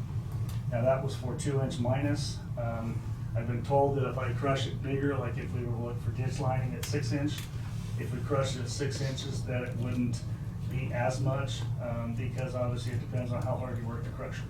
If we crush it at 6-inch, then basically we could process everything else that came out of that and determine what gradations we want. If we went down to the 2-inch, which I think you've all seen that bucket of crushed concrete I have down in my office, that's a 2-inch minus, and that's the material that we can incorporate into rebuilt roads to make a heck of a base. So I'm assuming that at $7.50 a ton, I could get it cheaper Because if I could do it in the off-season time or whatever else, right now they're just going nuts, starting to crush things, everybody is. But if I get them in late fall, early winter time, there's no reason they couldn't crush it, and I'm sure we could get a better deal. But that was the only, I should say the only quote, he just stopped by and said, hey, I'm doing that up there, this is what I'll do for you. So, but anyway, I mean, I didn't know what the commission would think. We've tried to find, I mean, KDOT's got a mixing strip up there, but, hate to go in there and take the mixing strip up, plus if, you know, one of those things, but, so, or if I could, I mean, that's the other thing, I keep looking for places that are relatively close. Obviously, the closer it is to the highway or whatever else, the easier it is for us to work with and things like that too. Well, in preparation, I think maybe my feelings would be you go out and make contact with the landowner, see what his feelings are, whether he would sell it. If the commission feels that's viable, and bring us back and see what, you know, definite, then we can't, I wouldn't wanna do nothing unless it's gonna be a county spot forever for bringing rock in and distributing, because. And you have to add the cost to the price of the cement. Well, yeah, and stuff, and I mean, even if it was to bring rock in from other places and distribute it from there. This area has good access. What's that? This area you're looking at has good Yeah, access. it's right off the highway. It already has a good entrance and everything else for it too, so. East of the highway? West. And I've already talked to Sharon, there is no special permits or whatever else required for that too. It would not infringe on the, property or city limits of Lincolnville, also, so didn't wanna start splitting between the county and the city and all that stuff, so. Okay, all set. Yeah, I mean, Yes. other than you're looking more of a purchase and any other, I mean, I'd entertain the lease until you just felt that you couldn't do without it anymore and then decide to buy it, you yeah. know? Well, I mean, that's, the thing is, if I go with a lease, and I'd love to say, yeah, that, the problem is if our lease is coming to an end, we still have material there, then we have to turn around and haul it out to distribute it elsewhere too. I mean, I hate to use it, or move it in more than have to, because that's obviously wasted cost, so. But I'll meet with him again and see what he has to say, so. Okay.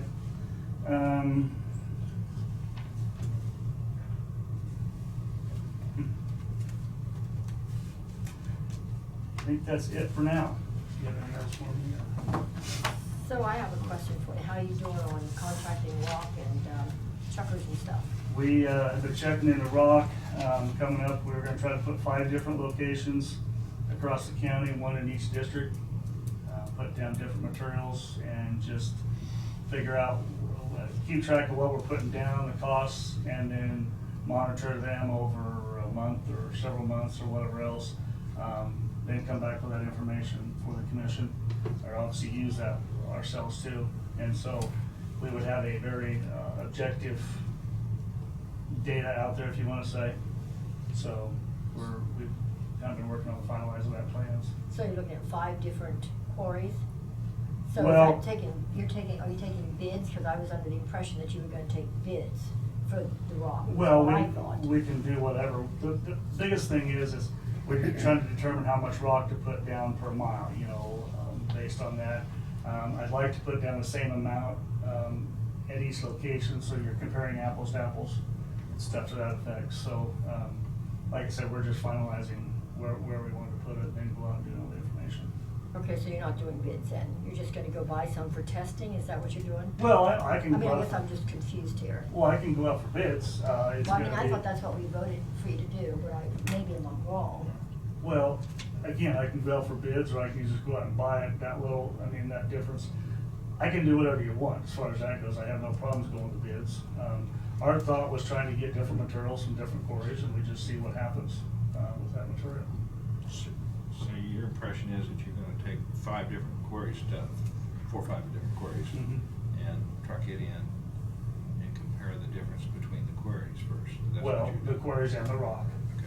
Yeah, But so- you're talking about locating them in different, strategically? Yes. Yeah. And 5 That different- way, it's, you know, you don't say it's an all in one area, you have different traffic patterns, you have whatever else, but, so. By doing that though, how do you know you're getting the best rock at the best buy? Because as I understand, and I may be wrong, but as you go down through different ledges and different pile sizes, the rock quality changes. So maybe you might not wanna buy it from this quarry this time and you wanna bid it from another. How would that happen if you're just gonna buy a little from everybody? You're talking state-approved rock, that's what we're gonna go out and get, is state-approved rock, and, you know, the different, if anybody's welcome to, you can kind of look at the different kind of rocks that are down there in my office. You know, again, it's a matter where, from what you're telling me, is you want me to try to find the better rock, and that's what we're trying to find. But I'm not sure how that works based on the rock quality changes from where it's come from to different ledges and stuff. We want a rock that meets the state-approved. The spec. Yeah. We'll see what, will be different prices, different quality. Okay, so what do we do with the bid thing? That's still, Or the bid, the way we did the motion last time to go get bids, because we had to take bids on the different quarries and just, For how and much? also, we gotta get the bids I back. mean, how many tons do you wanna bid on? Well, it doesn't matter, you put out a bid for 2-inch rock at such and such a spec, and then I mean, he knows how to do a bid. And in the same way with trucking, we were also gonna bid the trucking, in-county trucking at the same time, that was also a part of the motion. Well, I guess here's my question is, you now want me to put the same rock down in all the different spots? I'm just saying what Mr. Donkey's motion was, and that's what I voted upon was his motion. I thought we were just gonna buy one rock. I didn't understand we was gonna move 5 different. How's the commission feel about that? there was. Try 5 different places. There was a discussion about that and kind of a directive, but it was never formally made into a motion, so if we're gonna go get the best quality for the cheapest price and put that down, I mean, I think. How do you do that with 5? So you're saying we're gonna do a test period first? No. Then how do you know which one of the 5 is the best quality for the cheapest price? Because you can call them up and ask them and get the best price. This is KDOT spec. You're gonna go off the KDOT spec, so it's all apples for apples on the bid, and then you're gonna go, you're trucking, and you're gonna try to get the best price. It's still neat, right? Diane wanna use different quarries. But, no, that's not what I was asking. I was asking for a different quarry that had the hardest rock, that we needed, at the best price. And then in cooperation with that, depending where that quarry is, to look at trucking prices, because we had several in-county truckers who at this time are willing to do a good bid for us. I mean, to where we're gonna save money. So even if we pay a little more money for the rock, the lower trucking cost makes that rock cheaper than what we're buying now. The end dollar, follow what I'm saying? So it's kind of a package. Right now, we're paying a trucker out of county. I mean, that's the way we had a long discussion about it, and Mr. Dahlke made the motion based on that, the way I understood it. I didn't say just under $4 is what I said. That's right, you Yeah, did. whether if somebody else comes in under $4, whether he's out of county or not, but the gentleman that was sitting here was in county. Yeah, but I always thought, based on most of our purchases, we always sing the in-county song, so, I mean, I applied that to the truckers as well, since we do have a lot of truckers in the county. And I will also say that these truckers who are offering these prices, when harvest starts, you're not gonna have them at that price probably. So, I mean, I'm not even worried about harvest. As soon as the contractors start hauling their stake material for their plants, that's where a lot of these are gonna go. Here's what I'm getting at, is if you wanna hire from. It's on the back behind you there. What's that? So the way that I had the motion in the minutes, it says, document to let Goble bid hard rock to include trucking to be distributed around all parts of the county to see what the county can save. The thing is I'm getting at is, if based on the official qualities or whatever else, based on the information I've been given, that's Nelson Quarries. So do you want me to go to Nelson Quarries and get how much, bid whatever else, so much per road? I can put that in 5 different locations if that's what you want. I'm just saying that, or do we wanna do that for every quarry that we're talking about that has state-approved rock that is better rock than what we have. Well, if it's a cost savings and you're still meeting spec, I mean, it's, I don't know that we need to put it in 5 different places. It just means that for now, you're the best price, we're using you. Tomorrow it might be, there's the best price and we're using that. So the best price, is that the best price for the rock, or is that the best price for the rock and the trucking? You gotta keep it all together. It's gotta be all together. I mean, That's what I'm saying. Okay, well, I'll get something figured out.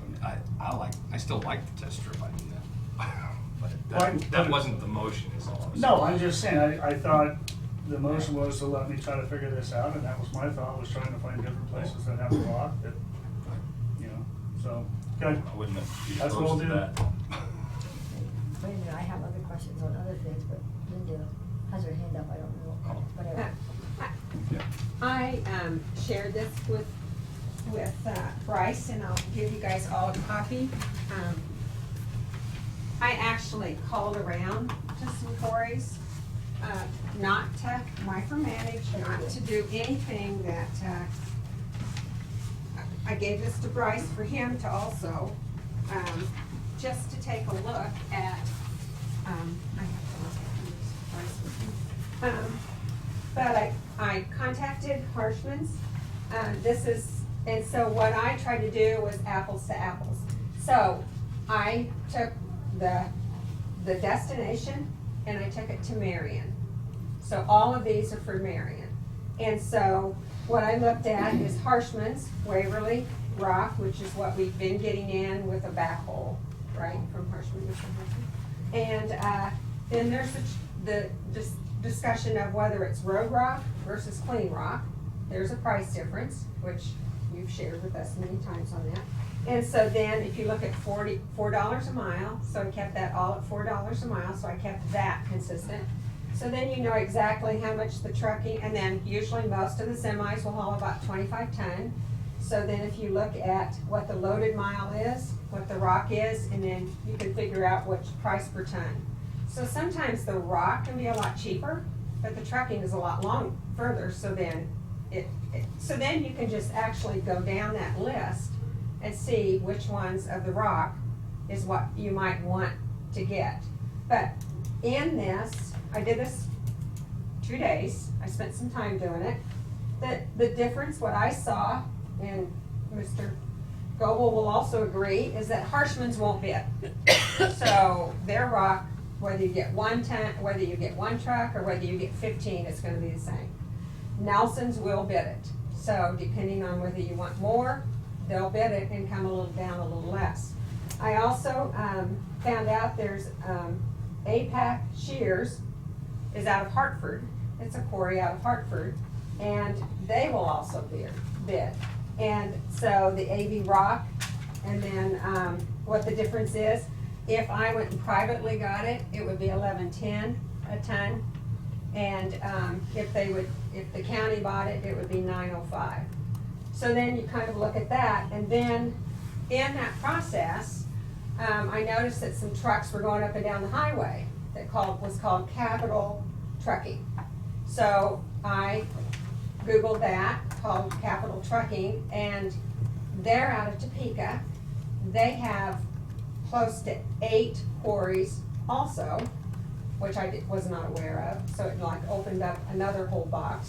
Most of theirs are not the harder. All of these places are that harder rock, that more denser rock, more freeze thaw, that type of thing is at that higher level. But so on the next page is the people out of Topeka is called Mid-State Materials, and I just put 2 quarries down. He was gonna get back with me and send me I'm just passing this on to him. I'm not doing this rock thing. I'm just trying to figure out what's the best rock. But in this, he told me that rock is not what the rock that Chad said he could sell is the same kind of quality of maybe ham, kind of more the whiter, a little softer, than what these other quarries. But he said he would be glad to bid on that. They will also bid. But in the process, then they also have backhaul trucks. So even though Topeka is further away, his rock quarries, they actually have backhaul trucks that will actually haul it cheaper. So then eventually it will be, so my takeaway from all of this, there were several takeaways.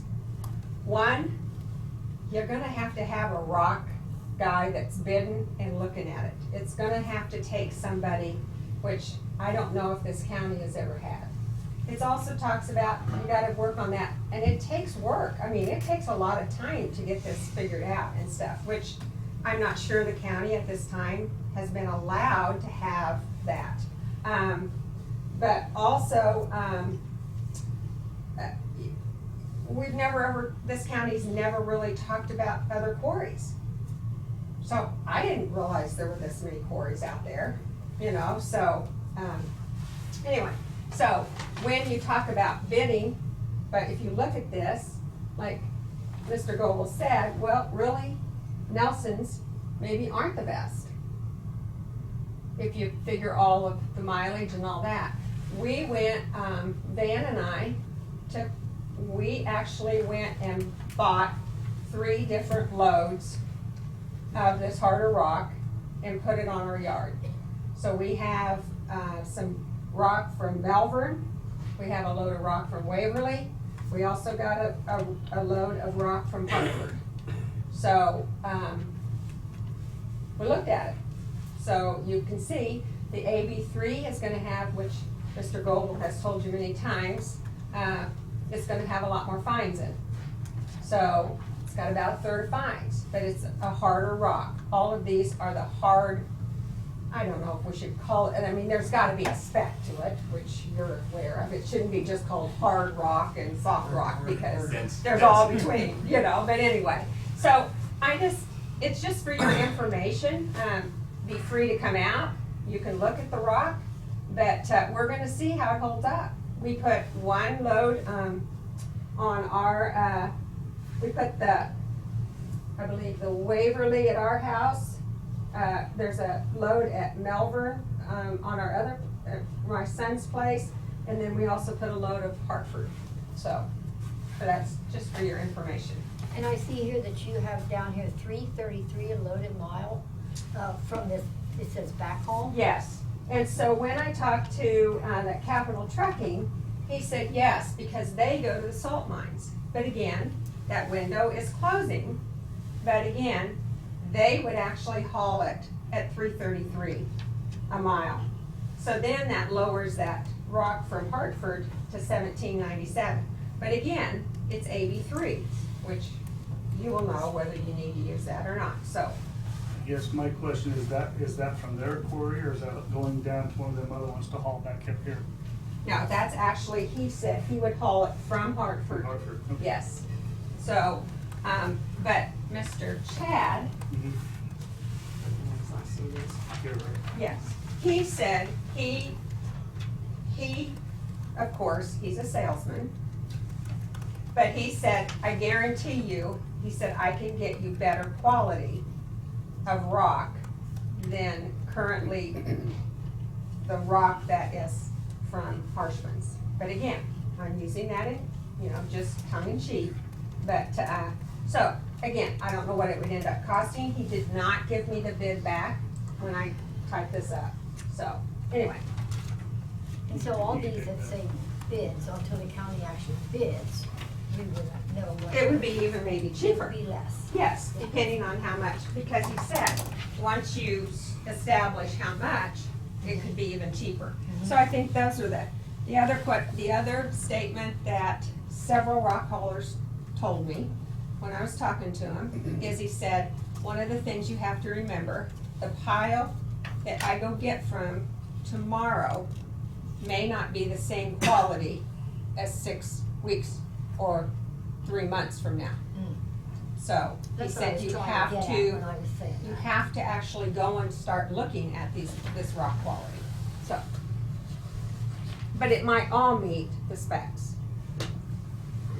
On the trucking, there are companies that will go and bid. Depends on how much you want, but if you want a bunch, I know of 2 companies that will go and bid that will probably even come in cheaper than Midstate. Sure. Reliant Transportation is one, Hannibal Grain out of Salina is one, Reliance out of Nebraska, Lincoln, Nebraska. I have dealt with both companies. I used to do this for 15 years. It depends on how much you want. I mean, if you just want a little bit, use the local, but I mean, if you wanna get it cheap, I can call my people and, you know, I've had a good relationship with all of them. And I can call and see how it's done, and give you some pointers if that's what you want. But it's not, it's, you know, it's what you want. But there are companies that do it, and they do it at backhaul rates, if not cheaper. So that is something to think about too. I know, like I said, I know of 2, there used to be 3. Used to be DeBruce Grain out of Abilene, but I don't even know what it is now. I mean, they've changed companies, so, but I've got 2 companies I know of, I used to deal with for 15 years. Do you see these 3 different companies, do you see, is that what you see is going, buying maybe the $8 stuff on that, or what would you be thinking for your road rock? My thought was to try them all, but you guys tell me what you want to do and I'll do it. I mean, you tell me you want the best rock, which according to the official qualities of Nelson, but she just showed you that that's the most expensive. You know, I can go out and bid rock, but the only way I'm gonna bid rock is they're gonna wanna know how many thousands of tons do we want. Right. You know, that's, you know, you gotta determine what you want there too. You know, I gave you the information from Saline County. They went out and got 40,000 tons of this and 10,000 tons of this. And all you gotta do is meet the gradations that were either state spec to what they approved, and that's what you got. They didn't care where it came from, you know? So I guess that's, you know, we can go round and round and round and round with this all day long. You guys tell me what you want me to do and I'll do it. Do you know how much how many minimum they'll wanna sell to get a bid? Well, no, I don't, but I said, the biggest thing you're gonna face right now is they're busy crushing for state contracts. You know, they're going after bandstands and things like that because the contractors have to start stockpiling them for their projects this year. That's why they left those projects in the wintertime. So I was just trying to get a different rock out there all over the place we can look at. You know, maybe if that's what you want to go with, the Nelson rock performs the best, that's what we're going to go with. But Who knows that? well, I'm just saying, you know, Well, this is all information and. The test strips would prove that. I mean, Well, but again, if you're gonna do a test strip, you're not gonna get them to bid the material. We could probably bid the hauling for whatever it's gonna be, but they're gonna look at the fact is, say we only bid even a couple thousand tons. If we had one person haul all of it, you know, whatever the case may be, we could bid how many thousands tons it's gonna be. We could do that. But again,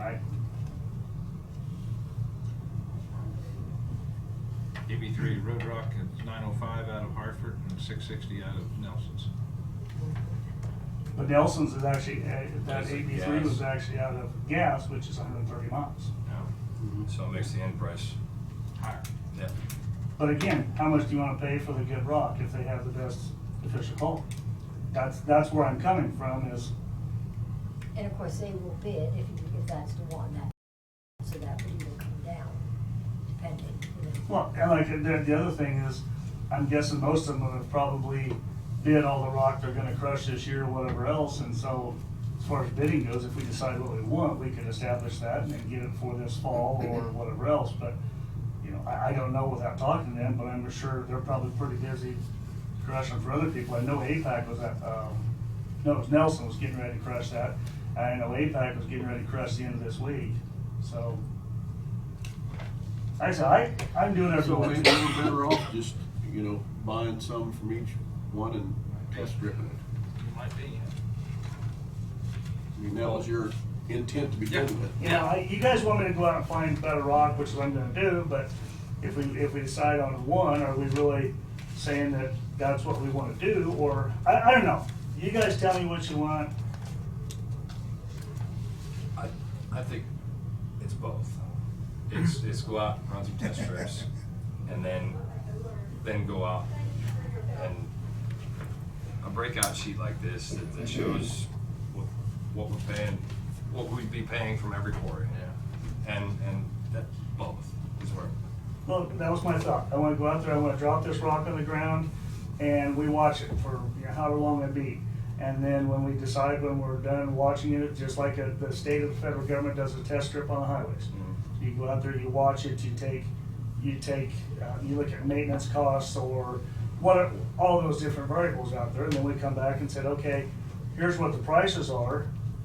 This is the information to go with it. Then you make a decision, you go back, and then you can say, hey, we're gonna contract out, or we're not gonna contract out, or whatever the case may be. And it may be the most expensive, but you know, if you put it on one time compared to two or the other, then they're not the most expensive. So that's the only way you're gonna get a true. Well, exactly, but like I said, that's what, if you pick one quarry, then that's what you're gonna go with, and Yeah, and I one quarry, run rock, whatever the case may be. So if we went to Hartford and bought road rock at 1.25 inch, come out, the way Linda has it figured is roughly $21.82 per ton.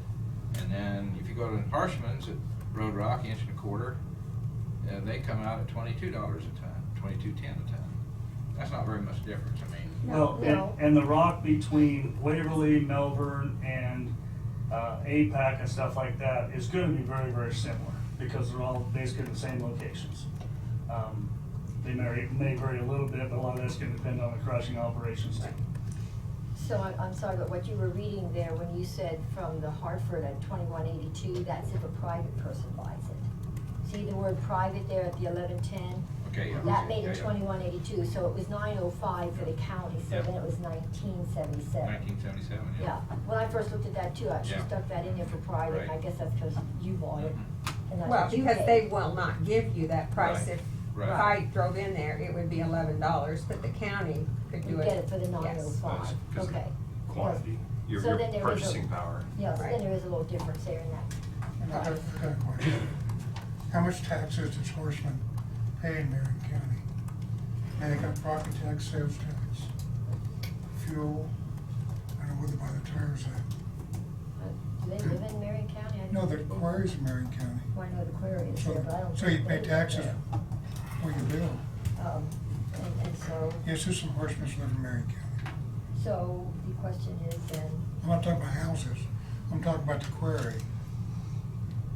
How much income does it generate from Marion County? well, I don't know, but I'm saying, what I say with It'd be the interesting report, to I'm know. saying we're not buying the product that the county needs by buying it from Yes. Horseman. Sometimes the county, sometimes the county like shoes, I can't buy shoes in Marion County. Does that mean then I have to just, you have to go someplace sometimes when you don't get what you're looking for? And so the whole thing came That's up what with the the state quality. does. There's been other people sitting in the audience and they've been here a while, and that just, if you got has anybody else got a public comment, so that way I'm not. I was gonna get I to just- him. Yeah, mine is just, I think you all know mine. Mr. Crowfoot, and I think this piece of paper shows that we're not trying to. Well, no, I do know that, partial. yeah. So We're I'm just saying that, yes, it is pretty comparable, just like Mr. Goble is saying, but the thing is I think all of these are going to have the same specs as what Gas City has or Nelson has. So the only difference is that Mr. Nelson and whatever the other one was. APAC. Yeah, APAC, they will actually negotiate with you. Mr. Harshman is not going, right now, whatever his rock is what his rock is. Where the rest of them will Yeah. sit there and give you some benefits, so that's part of it. The other thing that I learned in this takeaway, which Mr. Goble will know, but maybe not everybody else, not all of the different quarries will get what he may want. Because right now, Hartford is only doing AB3. They're not doing any clean rock. So you can't get clean rock from there. So then, if you're gonna try Hartford, you can't try Hartford because of that. So that's kind of what, I've learned a lot in 24 hours. So, basically, I mean, is it the Rush needs direction. consensus that we, would like to see both, I guess? It'd be nice to see a bid breakout sheet for different quarries of rock every That's what once his in a while. plan is to bring back Yeah. one after he gets this second Yeah, step. but then test strip it and that, so we can move on then. Okay, so he's gonna do test strips and then determine, right? Is that Yeah, right? see Is that what we're gonna do? see what he's bought, And- yeah. Okay, so then finally, I wanna bring up one other thing and not address his problem, and that is, I think, Mr. Dawson, did you go look at his washout? Yes. And you did, did the other two commissioners go see his washout? It's, Did you go look at this man's washout? I didn't get there yet, I was gone Okay. most of last Okay. week. Well, I brought some pictures because I figured that not everybody was gonna be able to go, so I did take some pictures and I'll just show those to you. It is pretty dramatic. And, also, this shows you here how the culvert, and of course I have to get a picture of the culvert, but Covered here. across the road is just really exposed at some places, but the washout is dramatic, and I don't know what the answer is, but I do feel as though we need to address that and something, because we can't allow that to This is continue. where the bridge is, Oh, right? I mean, if you allow it to continue, we've done it, this is a test of 5 years. Yeah. What's it gonna be like in 10 years? That Well- whole thing is gonna be eroded away, Right, I right, saw, so, I went out there, yeah. you know. So I think we need to really think about what we need to do, and I don't know what the answer would be, because I don't either. it's quite a mess. Yeah, it's a real mess out You there. know, I don't know, Bryce probably needs to go take a look at it. and Well, I think see- Bryce he's looked at it. Oh, you Him and I are in tried already? agreement that it's not right. Well, I didn't say I was in agreement. Well, here's, Here's as an the- engineer, Mr. Bryce, is that not, I mean, I'm pretty well correct on that that's not right what's going on there, the erosion and everything. Am I correct? Well, the erosion, yes. Yeah. Is the erosion caused by the pipe? No. Is it caused by floodwater? Yes. No, it's caused by the pipe, sir. If you Well- look, if you've been down there, Mr. Goble, and you look at that, when it backs up behind there, and before it finally rolls over the road and starts washing the road out, it fills that whole back end up. And you got a tube coming out shooting, and that's what's caused all that erosion. It's not the flooding, Well, because it doesn't have to flood to do it. here's the issue. I've already talked with the NRCS about it, and they basically confirmed that they did not feel it was the pipe that was doing that. And I've actually talked to our counselor about it, that if we would be responsible for something to that effect. I understand your ground is eroding and things like that. That happens all over the county, stuff like that. Not Now- like that. Huh? I don't know if that's. Well, no, I can, there's a lot of places around that happen, but they, to say that that pipe is causing that, I can only imagine what it would be like if the pipe wasn't there to begin with. And it'd be unimpeded water going through there. You know, I understand what you're saying. I just don't know what the county or anybody else can do. So, I guess what I'm taking from this is that you're gonna destroy my land, which it will destroy, because are we agreeing on that you will destroy that land out there? That's a 5-year thing that we've looked at out there, gentlemen and ladies, that is eroded, and what it is eroded in 5 years. What's it gonna be like in 10 years? I don't have pictures of 5 years ago, I just have from what was taken last year after the flooding, when we had to go back and backfill the pipe to get it. We've done it, we've backfilled that pipe how many times? Well, I'm just saying, how many times it flooded too, Yeah. that's the other thing. And it doesn't, like I said, the erosion is not from the flooding. Is there, I think your property would be eligible for a stream bank stabilization grant.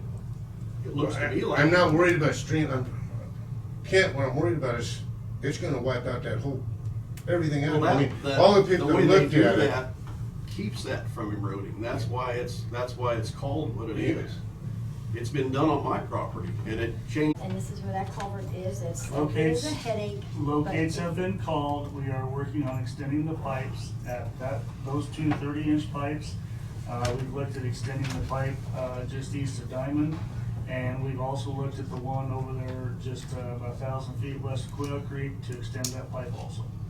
And I guess I just worry about this one because it's the safety, you know, I mean, there's nothing holding that there, and it's a narrow road anyway, you know, so.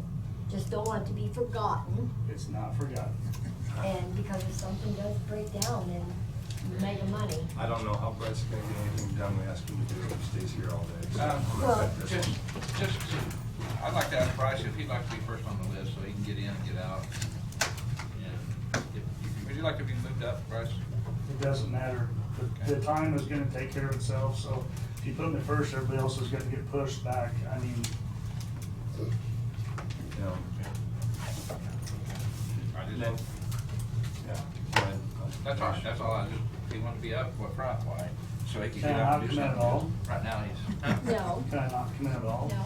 Send you assistant. Oh, we like Is to this, is see. this public access time? Sure, sure. Can I say something as a road grader? I've been a road grader for 21 years. Thank you. And it's not been all bad. But I will tell you this, going to your flooding issue, I want to touch on that first. This flooding issue this past year in 19 is the worst that I have ever seen in 21 years. Honestly, I've got places that I had water that went over and conjugated trash and stuff that I have never seen in my 21 years. Diane's be a mile and a half from where you live. I had like 100 foot of trash, 4 foot deep over a roadway. I've never had trash, ever.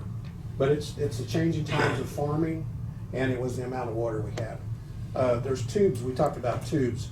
This would be on 300 east of Diamond.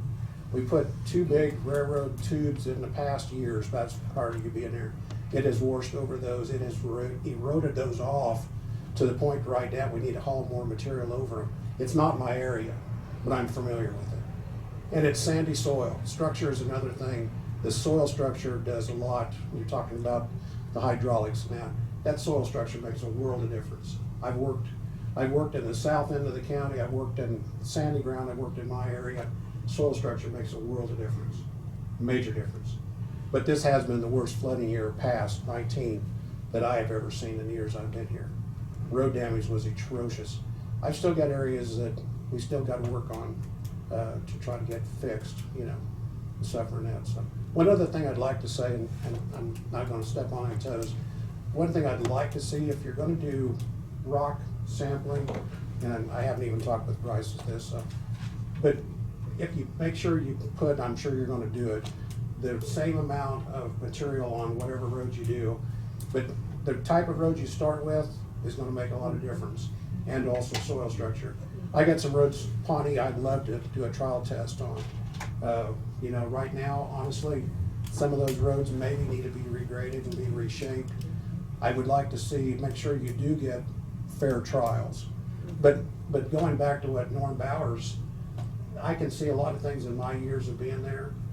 Most of the time, you can take actually probably an average road.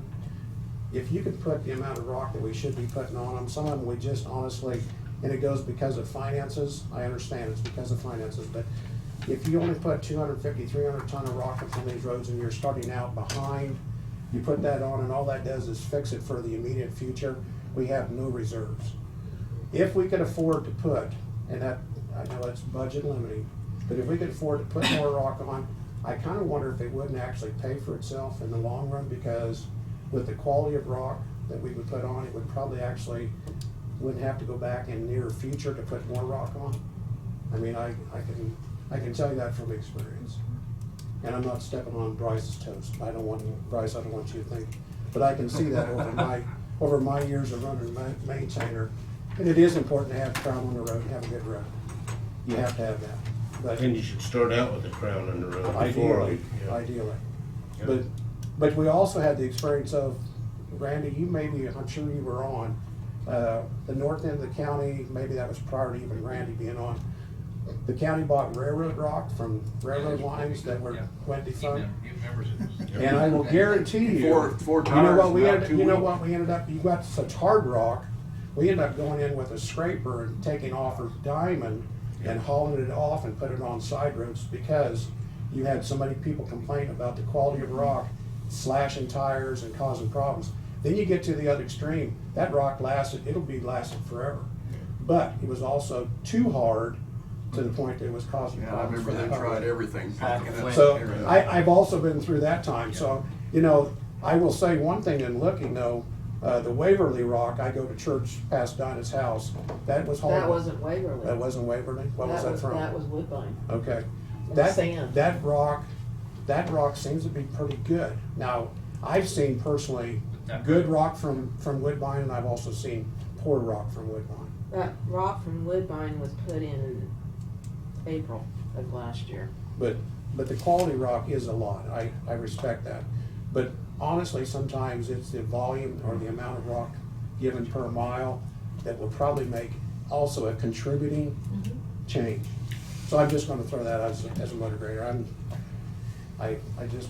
saying that out of respect, so, Thank what you. I've seen, Thank you for what you do. so. All right, I'm gonna move that we recess into executive session in order to discuss personal matters and It's to discuss the topic of medical leave, and it's under personnel matters and non-elected personnel. matters and non-elected personnel. I guess that means you dismiss. For 5 15 minutes.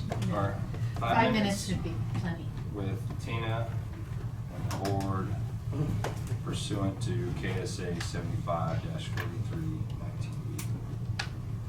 Second. Yeah. Second. All those in favor? Aye. But they'll let you do that too. Yeah, okay. Like most Out of others. executive session, no action taken. At this time, I'll make a motion to approve 2 employees for FMLA. Okay. Got a motion and a second by Randy. All those in favor? Aye. Aye. 5-0. Okay. Make a motion to adjourn. And then we move that we recess into executive session. All right, we did it. We did it. Okay. He had a motion, he had just made a motion to adjourn. So, since he did, I know you were getting ready to make a motion, but he already made one, I'll so. take mine away. Okay. Rescind my motion. I move that we recess into executive session in order to discuss personal matters, non-elected personnel, And the topic would be to review evaluations. to review evaluations for 5 minutes. Yeah, that should be plenty, I think. With Tina and And for that, you the may not commission. even need me. It's just Just you the that you commission. need, it should just be Okay. just you. With the commission, not Tina, pursuant to KSA 75-4319B. Second. Second by Kent. All those in favor? Aye. Yeah. I make a motion to adjourn. Out of executive session, I'll no, second it. no action taken. And now I'll make a motion to Is it adjourn. motion to adjourn in a second? Second. And a second. All those in favor? Aye. Have a good weekend. Adjourned.